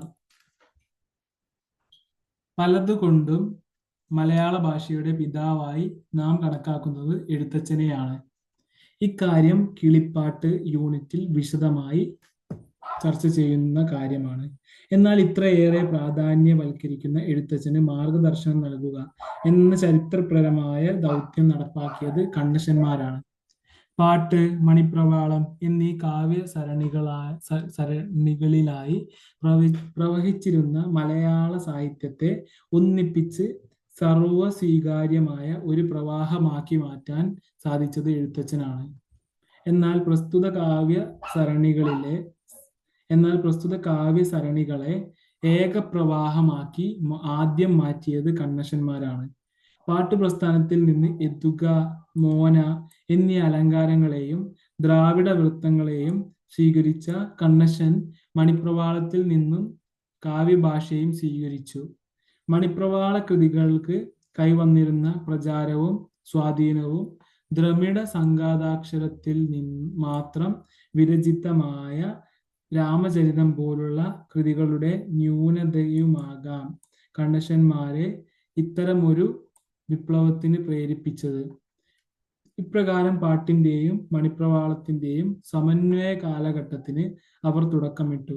മലയാള കവിതയിൽ കണ്ണശന്മാർ തുടങ്ങിവെച്ച ഈ വിപ്ലവം പൂർത്തിയാകുന്നത് എഴുത്തച്ഛനിലാണ്. മണിപ്രവാളത്തിൽ നിന്നും ഈ അക്ഷരങ്ങളെ പാട്ടുഭാഷയിലേക്ക് കടത്തിവിട്ടു മലയാള കാവ്യഭാഷയുടെ വർണ്ണതലത്തിൽ വലിയൊരു പരിവർത്തനം സൃഷ്ടിച്ചത് കണ്ണശന്മാരാണ്. ഈ പരിവർത്തനം മലയാള കാവ്യഭാഷയുടെ പദവാക്യ അർത്ഥതലങ്ങളിലേക്കും വ്യാപിപ്പിക്കുവാൻ കണ്ണശന്മാർക്ക് സ്വാധീനിച്ചു. കാവ്യഭാഷയുടെ ഘടനയിൽ കണ്ണശന്മാർ തുടങ്ങിവെച്ച ഈ പരിവർത്തനം അതേപടി പിന്തുടരുകയാണ് എഴുത്തച്ഛൻ ചെയ്തത്. പാട്ടുമണിപ്രവാളത്തിന്റെ സമന്വയം കണ്ണശന്മാർ തുടങ്ങിയെങ്കിലും സംസ്കൃത മലയാള വ്യാകരണ മിശ്രമായ അവരുടെ കാവ്യശൈലി വേണ്ടത്ര അംഗീകരിക്കപ്പെട്ടില്ല. അവ്യവസ്ഥിത്വം നിറഞ്ഞ കണ്ണശ കാവ്യഭാഷയിൽ സംസ്കൃതാക്ഷരമാലയുടെ സ്വീകരണത്തിലൂടെ തൽസമങ്ങളെ സ്വീകരിച്ചപ്പോൾ തൽഭവങ്ങളെ ഒഴിവാക്കിയിരുന്നില്ല എന്നതും ശ്രദ്ധേയമാണ്. കണ്ണശ കൃതികളിലെ ഭാഷയെക്കുറിച്ച് പ്രമുഖ പണ്ഡിത അഭിപ്രായങ്ങൾ. Doctor M Leelavathi. നിരണം കവികൾ പാട്ടുപാരമ്പര്യവും മണിപ്രവാള ഭാഷാരീതിയും ബോധപൂർവം കൂട്ടിക്കലർത്തി. അവരാവിഷ്കരിച്ച ഈ വിപ്ലവം മലയാളത്തിന്റെ മുഖച്ഛായ മാറ്റി. ഇന്നത്തെ മാനക മലയാള ഭാഷയുടെ പൂർവ്വരൂപം പൂർണ്ണമായി കാണുന്നത് എഴുത്തച്ഛന്റെ കൃതികളിലാണെങ്കിലും നിരണം കൃതികൾ അതിന് ഉദയം നൽകിയ പ്രാഗ്രൂപം ഉൾക്കൊള്ളുന്നു. എഴുത്തച്ഛന്റെ കൃതികൾക്കുണ്ടായ പ്രചാരമാണ് കേരളത്തിലെ മാനക ഭാഷയ്ക്ക് ഏകഭാവം നൽകിയത്. പ്രവാചകന്റെ വരവിന് വഴിയൊരുക്കാൻ വന്ന യോഹന്നാനെ പോലെ ഇവർ വഴി തെളിയിക്കാൻ വന്നവരായിരുന്നു. കേരളീയ ജനതയെ ഒട്ടാകെ തന്റെ വഴിക്ക് ആകർഷിക്കാൻ എഴുത്തച്ഛന് പിൻകാലത്ത് കഴിഞ്ഞുവെങ്കിൽ ജനഗണമനം അതിനു സന്നദ്ധമായ നിലമാക്കി തീർത്തത് ഈ മൂവരാണ് എന്ന വസ്തുത വിസ്മരിച്ചുകൂടാ. രണ്ടാമത്തത് പ്രൊഫസർ എൻ കൃഷ്ണപിള്ള. സംക്ഷേപണ കലയിലെ ഒരു മഹാത്ഭുതം എന്ന് വിശേഷിപ്പിക്കപ്പെട്ട എഴുത്തച്ഛന്റെ ഭാരതം കിളിപ്പാട്ടിന് ഒരു ഡിസൈനും സ്കെച്ചും ഉണ്ടാക്കി കൊടുത്തത് ശങ്കര പണിക്കറാണ്. യഥാർത്ഥത്തിൽ പാട്ടിനൊരു കാവ്യഭാഷ സൃഷ്ടിക്കുകയായിരുന്നു കണ്ണശന്മാർ. ഈ കാവ്യഭാഷയ്ക്കുണ്ടാകുന്ന അടുത്ത പരിവർത്തനമാണ് എഴുത്തച്ഛൻ പാട്ടുകളിൽ കാണുക. മണിപ്രവാളത്തിനും പാട്ടിനും തമ്മിൽ വൃത്തത്തിനല്ലാതെ 10-15% വ്യത്യാസമേ കഷ്ടിച്ചുള്ളൂ എന്ന അവസ്ഥയാണ് ഈ കവികളുടെ കൃതികളിലുള്ളത്. ആ വ്യത്യാസം കൂടി നീങ്ങി രണ്ടു പ്രസ്ഥാനങ്ങളും ഭാഷാപരമായി അദ്വൈതാവസ്ഥ പ്രാപിക്കുന്നു എഴുത്തച്ഛനിൽ എത്തുമ്പോൾ. ഓക്കെ, ഈ കൃതികളുടെ മാമൂൽ പിടുത്തം, വിടുത്തൽ അഥവാ വർദ്ധമാനമായ സംസ്കൃത സമാവേശത്തിനു കീഴടങ്ങൽ ത്രൈവർണിക ഭാഷയിൽ അന്നും അഭിരമിക്കാൻ സന്നദ്ധരല്ലാതിരുന്ന സാധാരണക്കാർക്ക് ഇഷ്ടപ്പെടുകയില്ലെന്നറിഞ്ഞുകൊണ്ട് തന്നെ ആ വഴിക്കേ സാഹിത്യത്തിനു വളർച്ചയുള്ളൂ എന്ന് കണ്ട് പാട്ടിൽ പുതിയ ചാലു കീറിയവരാണ് ഈ കവികൾ.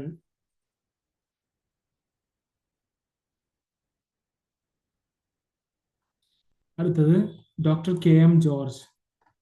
തികച്ചും മലയാളത്തിന്റെ സന്താനങ്ങളായ കൃഷ്ണപാട്ടും കിളിപ്പാട്ടും ആവിർഭവിക്കുന്നതിന് വഴിയൊരുക്കിയ ഒരു പരിവർത്തന ഘട്ടമാണ് നിരണം കൃതികളിൽ കാണുന്നത്.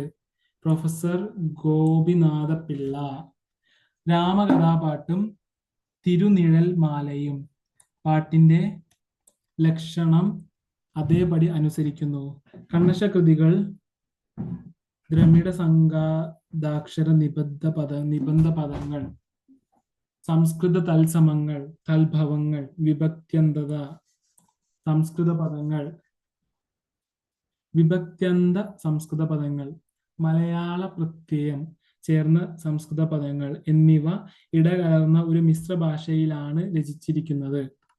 അഞ്ചാമത്തത് പ്രൊഫസർ എരുമേലി പരമേശ്വരൻ പിള്ള. മലയാളം ചെന്തമിഴിന്റെ പടിയിൽ നിന്ന് കുറെ കൂടി സമ്പന്നമായ സംസ്കൃതത്തിന്റെ കൈകളിലേക്ക് ഊർന്നു വീണ പരിവർത്തന ദശയെ കുറിക്കുന്നു നിരണം കൃതികളിലെ ഭാഷ. അടുത്തത് ഗോദവർമ്മ. മലയാള പദങ്ങൾക്ക് പ്രാധാന്യവും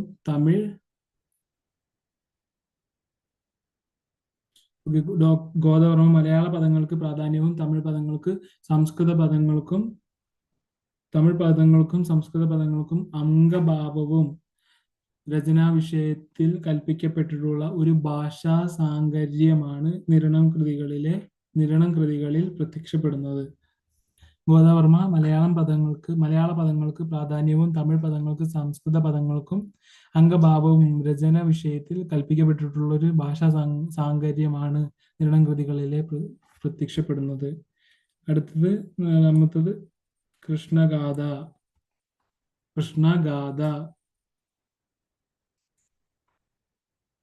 മലയാള സാഹിത്യ നഭോവീതിയിലെ പരിപൂർണമായ ശരത്ചന്ദ്രബിംബം എന്നാണ് കൃഷ്ണഗാഥയെ ഉള്ളൂർ വിശേഷിപ്പിച്ചിട്ടുള്ളത്. ചെറുശ്ശേരി നമ്പൂതിരിയുടെ രചനയായ കൃഷ്ണഗാഥയുടെ കാലം 15-ാം നൂറ്റാണ്ടെന്ന് കരുതിപ്പോരുന്നു. 1446 മുതൽ 1465 വരെ കോലോത്ത് നാട് ഭരിച്ചിരുന്ന ഉദയവർമ്മ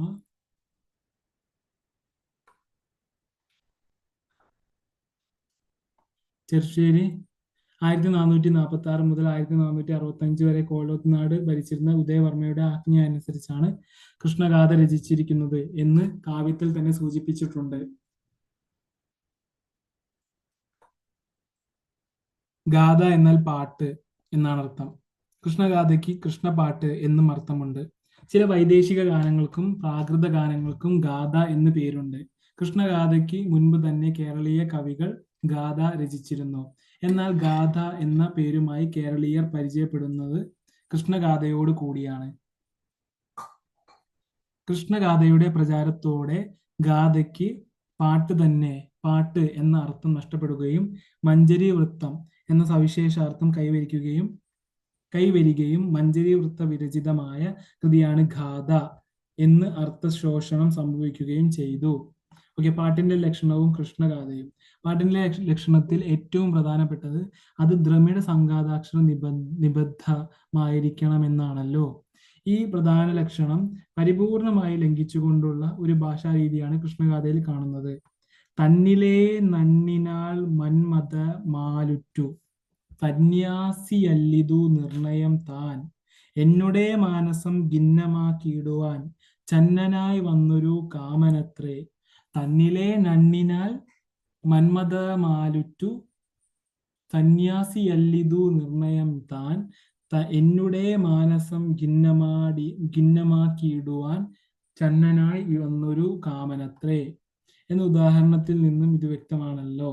യദുക മിക്കവാറും ദീക്ഷിച്ച് കാണുന്നുണ്ട്. യദുകയ്ക്കുള്ള പ്രാധാന്യം മോനയ്ക്ക് ലഭിക്കുന്നില്ല. മിക്കവാറും സന്ദർഭങ്ങളിൽ ദ്വിതീയാക്ഷര പ്രാസം എന്ന നിലയിൽ യദുക ദീക്ഷിച്ചു കാണുന്നുണ്ട്. എന്നാൽ പാദാർദ്ധി പ്രാസമായ മോന താരതമ്യേന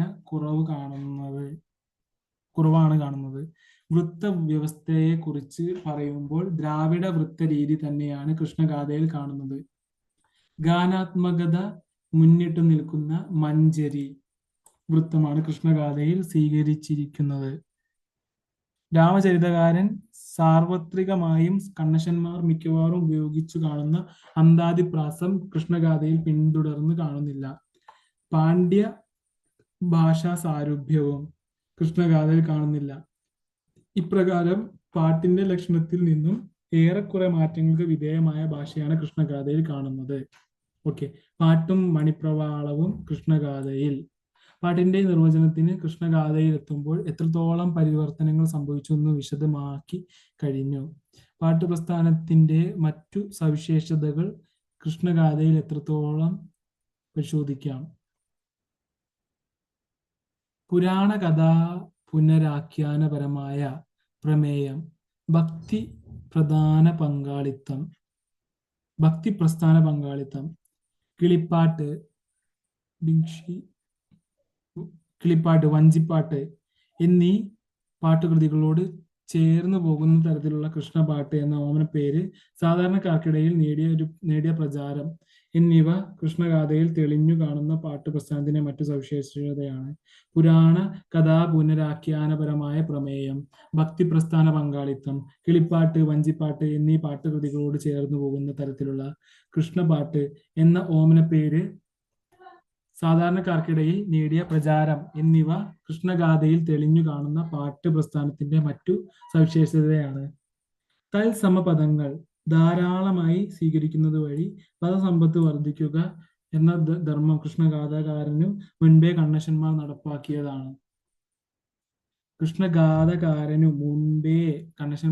നടപ്പാക്കിയതാണ്. ഈ രീതി തന്നെയാണ് കൃഷ്ണഗാഥയിലും കാണുന്നത്. ഇത് മണിപ്രവാളത്തിന്റെ രീതിയാണ്.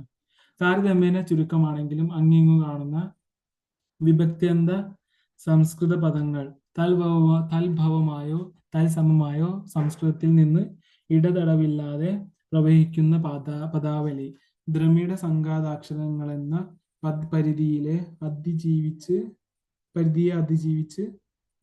അധികര മൃദുഘോഷങ്ങൾക്ക് പ്രവേശനം നൽകിയ വർണ്ണമാല വർണ്ണനകൾക്ക് നൽകുന്ന പ്രാധാന്യം ഇവയെല്ലാം കൃഷ്ണഗാഥയിലെ സംസ്കൃത പ്രഭാവത്തിന്റെ സ്വാധീനങ്ങളാണ്. ഓക്കെ, ഇത്തരത്തിൽ പാട്ടിന്റെയും മണിപ്രവാളത്തിന്റെയും ഭാഷാപരമായ സമന്വയം കൃഷ്ണഗാഥയിൽ കാണാം. ഇവയോടൊപ്പം തന്നെ നാടൻ പാട്ടിന്റെ ഗുണങ്ങളും കൃഷ്ണഗാഥയിൽ കാണാൻ കഴിയും. കൃഷ്ണഗാഥയിൽ കാണാൻ കഴിയും. ഓക്കെ, കൃഷ്ണഗാഥയും നിരണം കൃതികളും ഭാഷാ സാഹിത്യത്തിൽ കൃഷ്ണഗാഥയ്ക്ക് തൊട്ട് മുൻപുള്ളതാണ് നിരണം കൃതികൾ. പാട്ടുപ്രസ്ഥാനത്തിന്റെ രണ്ടാം ഘട്ടം നിരണം കൃതികളെങ്കിലും മൂന്നാം ഘട്ടം കൃഷ്ണഗാഥയിലും കാണാം. പാട്ടുപ്രസ്ഥാനത്തിന്റെ രണ്ടാം ഘട്ടം നിരണം കൃതികളിലും മൂന്നാം ഘട്ടം കൃഷ്ണഗാഥയിലും കാണാം. പരിവർത്തനത്തിനു വിധേയമായ പാട്ടുഭാഷയാണ് ഈ ഘട്ടത്തിലും കാണാൻ കഴിഞ്ഞത്. പാട്ടുപ്രസ്ഥാനത്തിലെ ദ്രമിഡ സംഘാതാക്ഷര എന്ന ഭാഷാ പരിമിതി കണ്ണശന്മാർക്ക് ബോധ്യപ്പെടുകയും സംസ്കൃതാക്ഷരങ്ങൾ സ്വീകരിച്ച് മലയാളത്തിന്റെ വർണ്ണവ്യവസ്ഥ വിപുലപ്പെടുത്തുകയും ചെയ്തു. ഇതേ രീതി തന്നെയാണ് കൃഷ്ണഗാഥാകാരനും പിന്തുടർന്നത്. പാട്ടുപ്രസ്ഥാനത്തിലെ ഏറ്റവും പ്രധാന ലക്ഷണത്തെ അതിലംഘിക്കുമ്പോഴും ദ്രാവിഡ വൃത്ത സ്വീകരണം ഇരുഘട്ടത്തിലും നടത്തുന്നുണ്ട്. യദുഗ, മോന എന്നിവയ്ക്ക് കണ്ണശന്മാർ നൽകിയിരുന്ന പ്രാധാന്യം കൃഷ്ണഗാഥാകാരൻ നൽകുന്നില്ല. ഏതാണ്ട് ഒരേ കാലഘട്ടത്തിലെ സൃഷ്ടികളാണ് നിരണം കൃതികളും കൃഷ്ണഗാഥയും.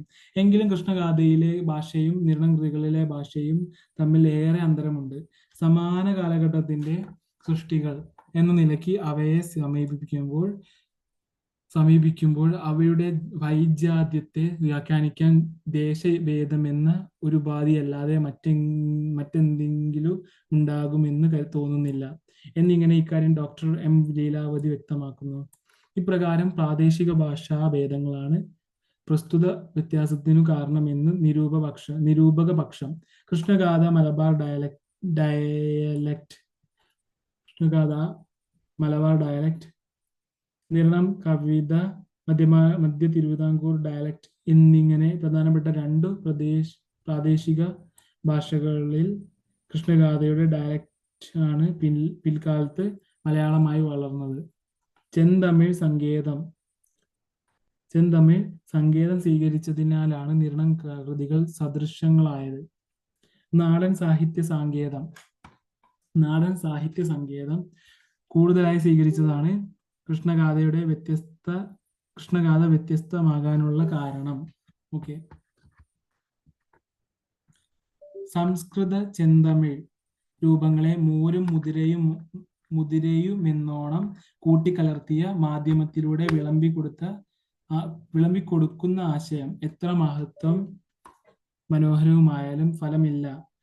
മലയാളിക്ക് അത് പിടിക്കില്ല. മലയാളികളുടെ മനോഭാവത്തെ സംബന്ധിച്ച ഉൾക്കാഴ്ച നിർഭാഗ്യവശാൽ നിരണം കവികൾക്കും ഇല്ലാതെ പോയി. ചെറുശ്ശേരിക്ക് ആ ഉൾക്കാഴ്ച തെളിച്ചം വേണ്ടുവോളം ഉണ്ടായിരുന്നു താനും. ഇക്കാര്യത്തിന് ഡോക്ടർ വി ആർ പ്രബോധചന്ദ്രൻ നിർദ്ദേശിക്കുന്ന കാരണം ഇപ്രകാരമാണ്.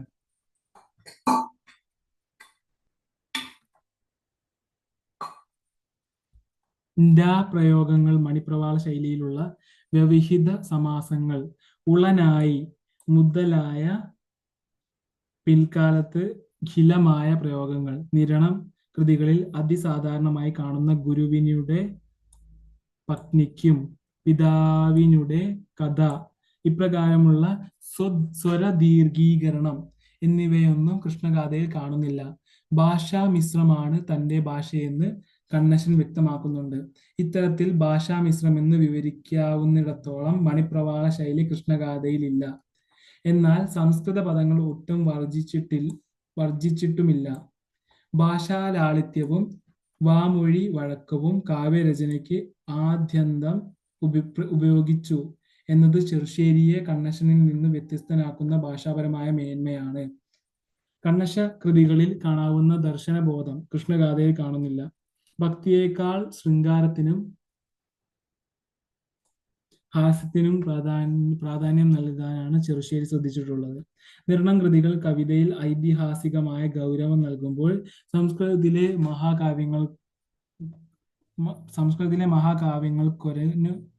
കാരണം തന്റെ കൃതിക്കു നൽകാനാണ് ചെറുശ്ശേരി ശ്രമിച്ചിട്ടുള്ളത്. ഓക്കെ, മഹാകാവ്യങ്ങൾ കൊരനുകരണം. ഓക്കെ, നിരണം കൃതികൾ കവിതയിൽ ഐതിഹാസികമായ ഗൗരവം നൽകുമ്പോൾ സംസ്കൃതത്തിലെ മഹാകാവ്യങ്ങൾക്കൊരനുകരണം തന്റെ കൃതിക്കു നൽകാനാണ് ചെറുശ്ശേരി ശ്രമിച്ചിട്ടുള്ളത്. കൃഷ്ണഗാഥയുടെ ഭാഷാപരമായ സവിശേഷതകൾ എന്തെല്ലാമാണ്? ഒന്നാമത്, കൃഷ്ണഗാഥയുടെ ഏറ്റവും പ്രധാനപ്പെട്ട ഭാഷാപരമായ പ്രത്യേകത അത് ശുദ്ധവും ലളിതവുമാണെന്നാണ്. സ്വർഗാരോഹണമൊഴികെ കൃഷ്ണഗാഥ മുഴുവൻ ശുദ്ധമായതും ലളിതമായതുമായ കേരള ഭാഷയിലാണ് രചിച്ചിരിക്കുന്നത്. ഗാഥയായി ചൊല്ലുന്നു ഭാഷയായി എന്ന് കവി തന്നെ കാവ്യത്തിൽ വ്യക്തമാക്കുന്നുണ്ട്. സംസ്കൃത പദങ്ങളുടെ സ്വീകരണം. ഓക്കെ, ലളിത സംസ്കൃത പദങ്ങൾ ഉപയോഗിച്ചിട്ടുണ്ട്. മിക്കവാറും സന്ദർഭങ്ങളിൽ ലളിത സംസ്കൃത പദങ്ങൾ തത്സമമായി സ്വീകരിച്ചിട്ടുണ്ട്. പ്രാസത്തിനു വേണ്ടി ചില അപ്രസിദ്ധ സംസ്കൃത പദങ്ങളും സ്വീകരിച്ചിട്ടുണ്ട്. മൂന്നാമത്തത് തൽഭവ പദങ്ങൾ. പ്രചാരം കൊണ്ട് പഴകിയ തൽഭവ രൂപങ്ങൾ കൃഷ്ണഗാഥയിൽ കാണാം. പലപ്പോഴും പ്രാസത്തിനു വേണ്ടിയാണ് ഈ തൽഭവ രൂപങ്ങളുടെ സ്വീകരണം. അക്കി, അഗ്നി, അത്തി, അസ്ഥി, മുഖം, മുക്കം, മുഖം. ഓക്കെ, പ്രാചീന പദപ്രയോഗങ്ങൾ. വളരെയേറെ പ്രാചീന പദപ്രയോഗങ്ങൾ കൃഷ്ണഗാഥയിൽ കാണാം. അവ പലതും പ്രാദേശിക മുദ്രയുള്ളവയാണ്. നാടോടി ജീവിതത്തിന്റെയും ഗ്രാമീണ സംഭാഷണത്തിന്റെയും ജീവൻ തുടിക്കുന്നതാണ് ഗാഥയിലെ ഇത്തരം പദപ്രയോഗങ്ങൾ. വീടൻ, ഭർത്താവ്. ആറ്റൽ, ഓമനയായ. തോയുക, നനയുക. മാടം, മാളിക. അഞ്ചാമത്തത് ക്രിയയുടെ ആവർത്തനം. വേഗത്തെ പൂണ്ടു വിറച്ചു നിന്നിടുന്ന. നാഗങ്ങളൊന്നൊന്നേ വീഴ വീഴേ. വേഗത്തെ പൂണ്ട് വിറച്ചു നിന്നിടുന്ന നാഗങ്ങളൊന്നൊന്നേ വീഴ വീഴേ എന്നിങ്ങനെയുള്ള ക്രിയയുടെ ആവർത്തനം കൊണ്ട് അർത്ഥമാനങ്ങൾ സൃഷ്ടിക്കുന്നത് കവിയുടെ പ്രയോഗ വൈചിത്ര്യത്തിന് ഉദാഹരണമാണ്. ആറാമത്തത് ശബ്ദാലങ്കാരങ്ങൾ. ചെറുശ്ശേരി ധാരാളം അലങ്കാരങ്ങൾ കാവ്യത്തിൽ ഉപയോഗിച്ചു കാണുന്നു. ദ്വിതീയാക്ഷര പ്രാസം ധാരാളമായി ചെറുശ്ശേരി പ്രയോഗിച്ചു കാണുന്നു. മറ്റു പ്രാസങ്ങൾക്കൊപ്പം ചില ദിക്കിൽ തൃതീയാക്ഷര പ്രാസവും കൃഷ്ണഗാഥക്കാരൻ ദീക്ഷിക്കുന്നുണ്ട്. ചേമന്തികേ, നല്ല പൂമരങ്ങൾക്കിന്നു സീമന്തമായതു നീയല്ലോ താൻ. ഹേമന്തകാലത്തെ വാരിജം പോലെയായി നാമന്തികെ വന്നു നിന്നതും കാൺ. ചേമന്തികെ, നല്ല പൂമരങ്ങൾക്കിന്നു സീമന്തമായതു നീയല്ലോ താൻ. ഹേമന്തകാലത്തെ വാരിജം പോലെയായി നാമന്തികെ വന്നു നിന്നതും കാൺ. അനുപ്രാസവും നല്ല രീതിയിൽ കൃഷ്ണഗാഥയിൽ കാണാൻ കഴിയുന്നു. അനുപ്രാസം. ഓക്കെ. അല്ലിനെ വെല്ലുവാൻ വല്ലുമ പൂഞ്ചായൽ, വില്ലിനെ വെല്ലുവാൻ വല്ലും ചില്ലി. അല്ലിനെ വെല്ലുവാൻ വല്ലൂമ പൂഞ്ചായൽ, വില്ലിനെ വെല്ലുവാൻ വല്ലും ചില്ലി. ഇത്തരത്തിൽ ശബ്ദത്തിന്റെ ആവർത്തന സുഖത്തിൽ മുഴുകുന്ന പ്രതിഭയെ കൃഷ്ണഗാഥയിൽ കാണാം.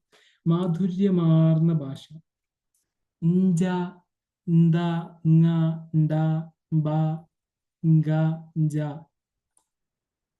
എന്നീ കൂട്ടക്ഷരങ്ങളുള്ളതും കാർക്കശ്യം തോന്നിക്കാത്തതും അധികം സമാസങ്ങൾ ഇല്ലാത്തതുമായ ഭാഷ മാധുര്യ ഗുണമാർന്നതാണ്. ഇപ്രകാരം മാധുര്യ ഗുണമാർന്ന ഭാഷയാണ് കൃഷ്ണഗാഥയിൽ കാണുന്നത്. കാവ്യത്തിലെ ഭാഷ ഉടനീളം കർക്കശ്യം തോന്നിക്കാത്തതാണ്. ബൃഹത്തായ സമാസങ്ങളും ഇല്ല. മേൽപ്പറഞ്ഞ കൂട്ടക്ഷരങ്ങൾ കൊണ്ട് മനോഹരവുമാണ് കാവ്യഭാഗം. ഉദാഹരണത്തിന്, മഞ്ചീരം തന്നെ മഞ്ജുളമായൊരു ശിഞ്ചിതമായൊരു മന്ദഹാസം. മഞ്ചീരം തന്നെ മഞ്ജുളമായൊരു ശിഞ്ചിതമായൊരു ഹംസനാദം. നാടൻ പ്രയോഗങ്ങളും പഴഞ്ചൊല്ലുകളും. ഒറ്റക്കൈ തന്നിൽ നീ വെണ്ണ വെച്ചിടുമ്പോൾ മറ്റേ കൈ കണ്ടിട്ടു കേഴുമല്ലോ. അങ്ങാടി തോലിയങ്ങമ്മയോടായി. അങ്ങാടി തോലിയങ്ങമ്മയോടായി. പോക്കറ്റ വമ്പുലി പുല്ലുമേയും. പോക്കറ്റ വമ്പുലി തുമ്പുമേയും.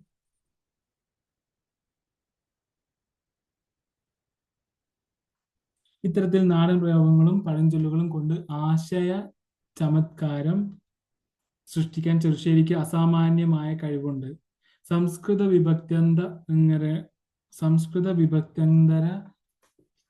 വിഭക്ത്യന്ത രൂപങ്ങളെ തീരെ വർജിച്ചിരിക്കുന്നു. വൽ ധാതുവിൽ നിന്നുണ്ടായിട്ടുള്ള വല്ലീല, വല്ലത്തുതു, വല്ലു, വല്ലുവോൻ എന്നീ രൂപങ്ങളും ഒൽ ധാതുവിൽ നിന്നുണ്ടായിട്ടുള്ള രൂപങ്ങളും കൃഷ്ണഗാഥയിൽ മാത്രം കാണുന്നവയാണ്. കളിച്ചുണ്ടു, കളിച്ചിട്ടുണ്ട്. വന്നുണ്ടു, വന്നിട്ടുണ്ട്. വന്നാനും, വന്നേനെ മുതലായ രൂപങ്ങൾ കൃഷ്ണഗാഥയുടെ പ്രത്യേകതയാണ്. വാമൊഴി രൂപങ്ങൾ ധാരാളമായി കാണാം. സംസാര ഭാഷാ രൂപങ്ങൾ അതേപടി പ്രയോഗിച്ചു കാണുന്നു. കാച്യാപാൽ, കാച്യപാൽ, ചിരിക്കേ വേണ്ടു, കയ്യുന്നു, ആരേലും, കൊണ്ടെന്ന് എന്നിവ ഉദാഹരണങ്ങൾ. ആകും, പോകും, പൂകും, ചാകും എന്നിവയിലെ കാകാരം ലോപിച്ചുണ്ടായ ആം, പോം, പൂം, ചാം എന്നിവ കൃഷ്ണഗാഥയിൽ സുലഭമായി കാണുന്നു. ഇവയെ സങ്കുചിത ക്രിയാരൂപങ്ങൾ എന്ന് പറയുന്നു. എന്ന് ചുരുക്കം എന്ന അർത്ഥത്തിൽ എന്നേ വേണ്ടു, എന്നേ ആവൂ എന്നിങ്ങനെയുള്ള പ്രയോഗങ്ങൾ കാണുന്നു. ആകാംക്ഷയെ സൂചിപ്പിക്കുന്ന ആവൂ ചേർന്ന രൂപങ്ങൾ. ഉദാഹരണം മുകർന്നു താവൂ, വന്നാവൂ, കണ്ടാവൂ. ഓക്കെ. വിശേഷ അർത്ഥമൊന്നുമില്ലാതെ അങ്ങു ചേർത്തു കാണുന്നു. കലർന്നങ്ങു, മാനസം, തന്നെ അങ്ങു, കൊണ്ടങ്ങു, നേരത്തങ്ങു.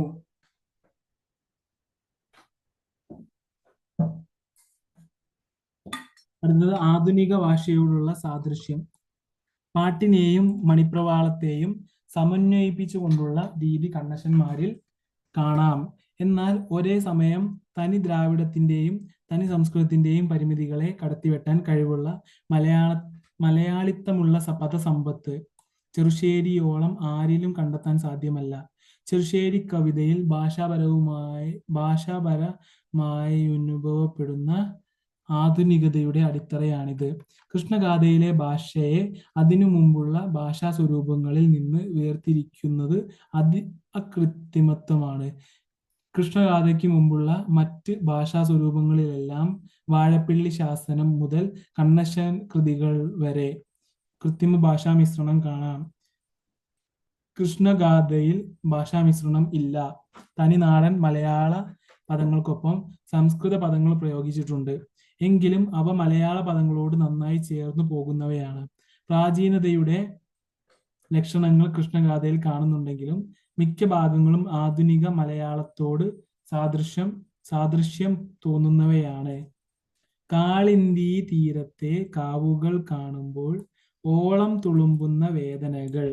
കാളിന്തി തീരത്തെ കാവുകൾ കാണുമ്പോൾ ഓളം തുളുമ്പുന്ന വേദനകൾ.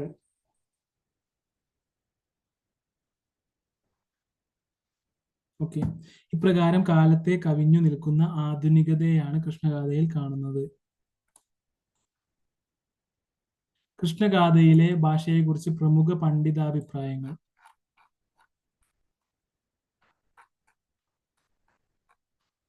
Doctor M Leelavathi.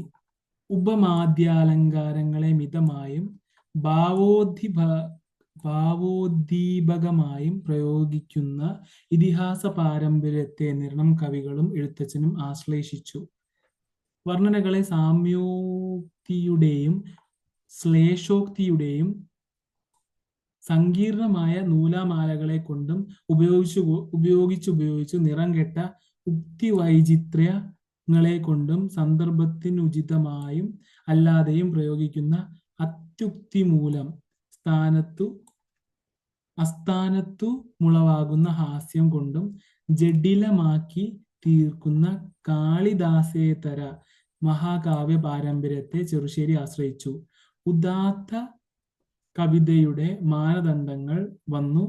മാനദണ്ഡങ്ങൾ വെച്ച് നോക്കുമ്പോൾ കൃഷ്ണഗാഥയ്ക്കുണ്ടാകുന്ന കനക്കുറവിന് കാരണം ഇതാണ്. രണ്ടാമത്തത് ചാത്തനാത്ത് അച്യുതനുണ്ണി. കൃഷ്ണഗാഥയുടെ ഭാഷാശില്പം മണിപ്രവാളം, പാട്ട്, നാടൻ പാട്ട് എന്നീ 3 സാഹിത്യധാരണകളുടെയും സംയോജനത്തിൽ നിന്ന് ഉയിർക്കൊണ്ട നൂതനമായ ഒരു രൂപസംവിധാനമാകുന്നു. പ്രൊഫസർ എരുമേലി പരമേശ്വരൻ പിള്ള. ലാളിത്യവും മാധുര്യവുമുള്ള പദങ്ങൾ ഒരുമിച്ച് ചേർത്ത് ആർജവവും ചൈതന്യവുമുള്ള ഭാഷാ ശൈലിയാണ് കൃഷ്ണഗാഥയിൽ കാണുന്നത്. മണ്ണിന്റെ വീര്യവും സൗന്ദര്യവും നിറഞ്ഞ ഗ്രാമീണ പദങ്ങൾക്കു കാവ്യത്തിലൂടെ നിത്യനൂതനത്വം നൽകാൻ ചെറുശ്ശേരി തയ്യാറായി. തട്ടിയും മുട്ടിയും ഇടയ്ക്കിടെ പൊട്ടിച്ചിരിച്ചും ഒഴുകിപ്പോവുന്ന കാട്ടരുവിയാണ് മണിപ്രവാള ഭാഷയെങ്കിൽ ശാലീനമായ ഗ്രാമത്തിലൂടെ വെൺമണൽ പരപ്പിനു കുളിർമ പകർന്ന് ഒഴുകി നീങ്ങുന്ന ശരത്കാല തടിനിയാണ് കൃഷ്ണഗാഥയിലെ ഭാഷ. ഓക്കെ. നാലാമത്തെ പി കെ പരമേശ്വരൻ നായർ. അക്ലിഷ്ട കോമളമായ രചനാ വൈഭവം തന്നെയാണ് കൃഷ്ണഗാഥയുടെ ഏറ്റവും പ്രധാനപ്പെട്ട മഹത്വം. സരളവും ഋജുവുമായ ആ ഭാഷാ ശൈലിയിൽ അവ്യക്തതയുടെ ലാഞ്ചന പോലുമില്ല. ആധുനികതയുടെ ലക്ഷണങ്ങൾ മലയാള കവിതയിൽ ആദ്യം സ്ഫുരിപ്പിച്ചതും അദ്ദേഹമാണ്. അഞ്ചാമത് പ്രൊഫസർ പന്മന രാമചന്ദ്രൻ നായർ. 15-ാം നൂറ്റാണ്ടിലെ ഈ മഹാകാവ്യം കനത്ത കാര്യം നനുത്ത വാക്കിൽ പകർത്തിയ ലളിതവും സരളവും അർത്ഥഗർഭവുമായ രചനയാണ്. ആറാമത്തത് ടി പി ബാലകൃഷ്ണൻ നായർ. പ്രൗഢ മണിപ്രവാള കാലത്താണ് ജീവിച്ചതെങ്കിൽ ചെറുശ്ശേരി എഴുതിയത് ഒരു ജനകീയ കാവ്യമാണ്. എളിയ ഭാഷ, എളിയവരുടെ ജീവിതം, ഉത്തര കേരളത്തിന്റെ നാടൻ ശൈലി ഇവയെല്ലാം കൃഷ്ണഗാഥയിൽ കാണാം. ഏഴാമത്തത് പ്രൊഫസർ ഡി പത്മനാഭൻ ഉണ്ണി. ലളിതങ്ങളായ സംസ്കൃത പദങ്ങൾ ധാരാളമായി ഉപയോഗിച്ചിട്ടുണ്ടെങ്കിലും മലയാള ഭാഷ കൊണ്ട് കൈകാര്യം ചെയ്യുന്ന വിഷയത്തിൽ കൃഷ്ണഗാഥയെ അതിശയിക്കുന്ന ഒരു കവിത മലയാളത്തിൽ ഉണ്ടായിട്ടില്ലെന്നു തീർത്തു പറയാവുന്നതാണ്. എട്ടാമത് ഡോക്ടർ എൻ മുകുന്ദൻ. തമിഴ് സ്വാധീനം വളരെ കുറഞ്ഞതും മലയാള ഭാഷയുടെ തനിമ തെളിഞ്ഞു നിൽക്കുന്നതും ഏറെക്കുറെ ആധുനികത്വം അനുഭവപ്പെടുന്നതുമായ അതിലെ ഭാഷയാണ് പണ്ഡിതന്മാരെ അമ്പരിപ്പിക്കുന്നത്. കവിതാ മണ്ഡലത്തെ സംബന്ധിച്ച് അചുംബിതമായിരുന്ന നാടോടി ഭാഷയുടെ സൗരഭ്യവും നാടോടി വൃത്തത്തിന്റെ ഹൃദയസ്പർശിതയും മനസ്സിലാക്കി ഉൾക്കൊള്ളിച്ചതാണ് ചെറുശ്ശേരിയുടെ നേട്ടം. ഓക്കെ. പാട്ടുഭാഷ, രാമചരിതം മുതൽ കിളിപ്പാട്ട് വരെ ഒരു താരതമ്യം. ഓക്കെ. ഭാഷാ സവിശേഷതകളാണ്. അപ്പൊ ഏതൊക്കെയാ സവിശേഷതകൾ? ഓക്കെ. രാമചരിതം 12 to 13 നൂറ്റാണ്ട്. ദ്രമിഡ സംഘാതാക്ഷരം. രാമചരിതം 12 to 13 നൂറ്റാണ്ട് നിർബന്ധമായി പാലിക്കുന്നു. എതുക മോന രാമചരിതം നിർബന്ധമായി പാലിക്കുന്നു. വൃത്തം, രാമചരിതം ദ്രാവിഡ വൃത്താണുള്ളത്. വിഭക്ത്യന്ത രാമചരിതം അപൂർവം. വിഭക്ത്യന്ത സംസ്കൃതം അപൂർവം രാമചരിതം. പിന്നെ പാട്ടുഭാഷ അന്താദിപ്രാസം രാമചരിതം നിർബന്ധം. തത്സമങ്ങൾ രാമചരിതം ദ്രമിഡ സംഘാതാക്ഷര നിബന്ധമായ തത്സമങ്ങൾ. ഓക്കെ. തൽഭവങ്ങൾ രാമചരിതം സുലഭം. രാമചരിതം സുലഭമാണ്. തൽഭവങ്ങൾ. പാണ്ഡ്യ ഭാഷാരൂപം രാമചരിതത്തിൽ സുലഭമാണ്. പഴഞ്ചൊല്ലുകൾ, ശൈലികൾ രാമചരിതത്തിലില്ല. രസം, ഭക്തി, വീരം ആണ് രാമചരിതത്തിലുള്ളത്. അടുത്തത് നിരണം കൃതികൾ 14 to 15 നൂറ്റാണ്ട്. ദ്രമിഡ സംഘാതാക്ഷരം അല്ല. എതുക മോന നിർബന്ധമല്ല, സുലഭമാണ്. വൃത്തം, നിരണം കൃതികളിൽ ദ്രാവിഡ വൃത്തമായ ദീർഘതരംഗിണി ധാരാളമായി കാണുന്നു. വിഭക്ത്യന്ത നിരണം കൃതികളിൽ സുലഭമാണ്. വിഭക്ത്യന്ത സംസ്കൃതം നിരണം കൃതികളിൽ സുലഭം. തൽസമങ്ങൾ നിരണം കൃതികളിൽ സുലഭം. തൽഭവങ്ങൾ നിരണം കൃതികളിൽ സുലഭം. പാണ്ഡ്യ ഭാഷാരൂപം നിരണം കൃതികളിൽ കുറവാണ്. പഴംചൊല്ലുകൾ, ശൈലികൾ ഇത് നിരണം കൃതികളിൽ അപൂർവമാണ്. രസം നിരണം കൃതികളിൽ ഭക്തി ഓർ ശാന്തമാണ്. ഓക്കെ. അടുത്തത് കൃഷ്ണഗാഥ ദ്രമിഡ സംഘാതാക്ഷരം. കൃഷ്ണഗാഥ 15 നൂറ്റാണ്ട്. ദ്രമിഡ സംഘാതാക്ഷരം ആണോ? അല്ല. എതുക മോന കൃഷ്ണഗാഥയിൽ എതുക കുറച്ചൊക്കെ കാണാം, മോന കുറവ്. വൃത്തം കൃഷ്ണഗാഥയിൽ ദ്രാവിഡ വൃത്തമായ മഞ്ചരിക്ക് പ്രാമുഖ്യം. വിഭക്ത്യന്ത സംസ്കൃതം കൃഷ്ണഗാഥയിൽ ദുർലഭമാണ്. അന്താദിപ്രാസം കൃഷ്ണഗാഥയിലില്ല. തൽസമങ്ങൾ സുലഭമാണ്. തൽഭവങ്ങൾ വളരെ അപൂർവമാണ്. പാണ്ഡ്യ ഭാഷാരൂപം വളരെ അപൂർവം. പഴഞ്ചൊല്ലുകൾ, ശൈലികൾ സുലഭമാണ് കൃഷ്ണഗാഥയിൽ. രസം, ഭക്തി ഓർ ശൃംഗാരമാണ് കൃഷ്ണഗാഥയിൽ. അടുത്തത് കിളിപ്പാട്ട് 16 നൂറ്റാണ്ട്. ദ്രമിഡ സംഘാതാക്ഷരം ഇല്ല, അല്ല. എതുക മോന കിളിപ്പാട്ടിലില്ല. വൃത്തം, കിളിപ്പാട്ട് വൃത്തങ്ങളെ പിന്നീട് പ്രസിദ്ധമായ ദ്രാവിഡ വൃത്തങ്ങൾ.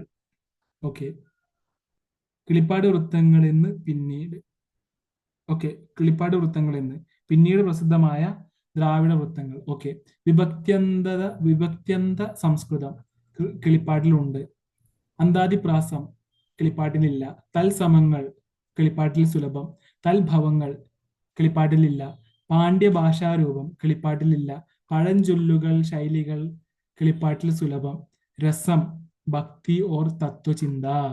ഓക്കെ, ഇതോടുകൂടി ഈ ഒരു യൂണിറ്റിലെ ഭാഗം 3 കഴിഞ്ഞിരിക്കുന്നു. അടുത്ത് നമ്മൾ ഡിസ്കസ് ചെയ്യാൻ പോകുന്നത് യൂണിറ്റ് 2 ആണ്. യൂണിറ്റ് 2 ഇത് പേപ്പർ 1 സെക്ഷൻ എ ആണ്. അതിൽ തന്നെ യൂണിറ്റ് 2, അതിൽ മണിപ്രവാളം, നിർവചനം, അതേപോലെ പ്രാചീന മണിപ്രവാള കൃതികളുടെ ഭാഷ, ചമ്പുക്കൾ, സന്ദേശകാവ്യങ്ങൾ, ചന്ദ്രോത്സവം, മണിപ്രവാള ലഘുകാവ്യങ്ങൾ, പിൽക്കാല മണിപ്രവാള കൃതികൾ, മധ്യകാല ചമ്പുക്കൾ, ആട്ടക്കഥ എന്നിവയെക്കുറിച്ചെല്ലാം നമ്മൾ ഡിസ്കസ് ചെയ്യും. ഓക്കെ, അതുവരെ thank you very much. By.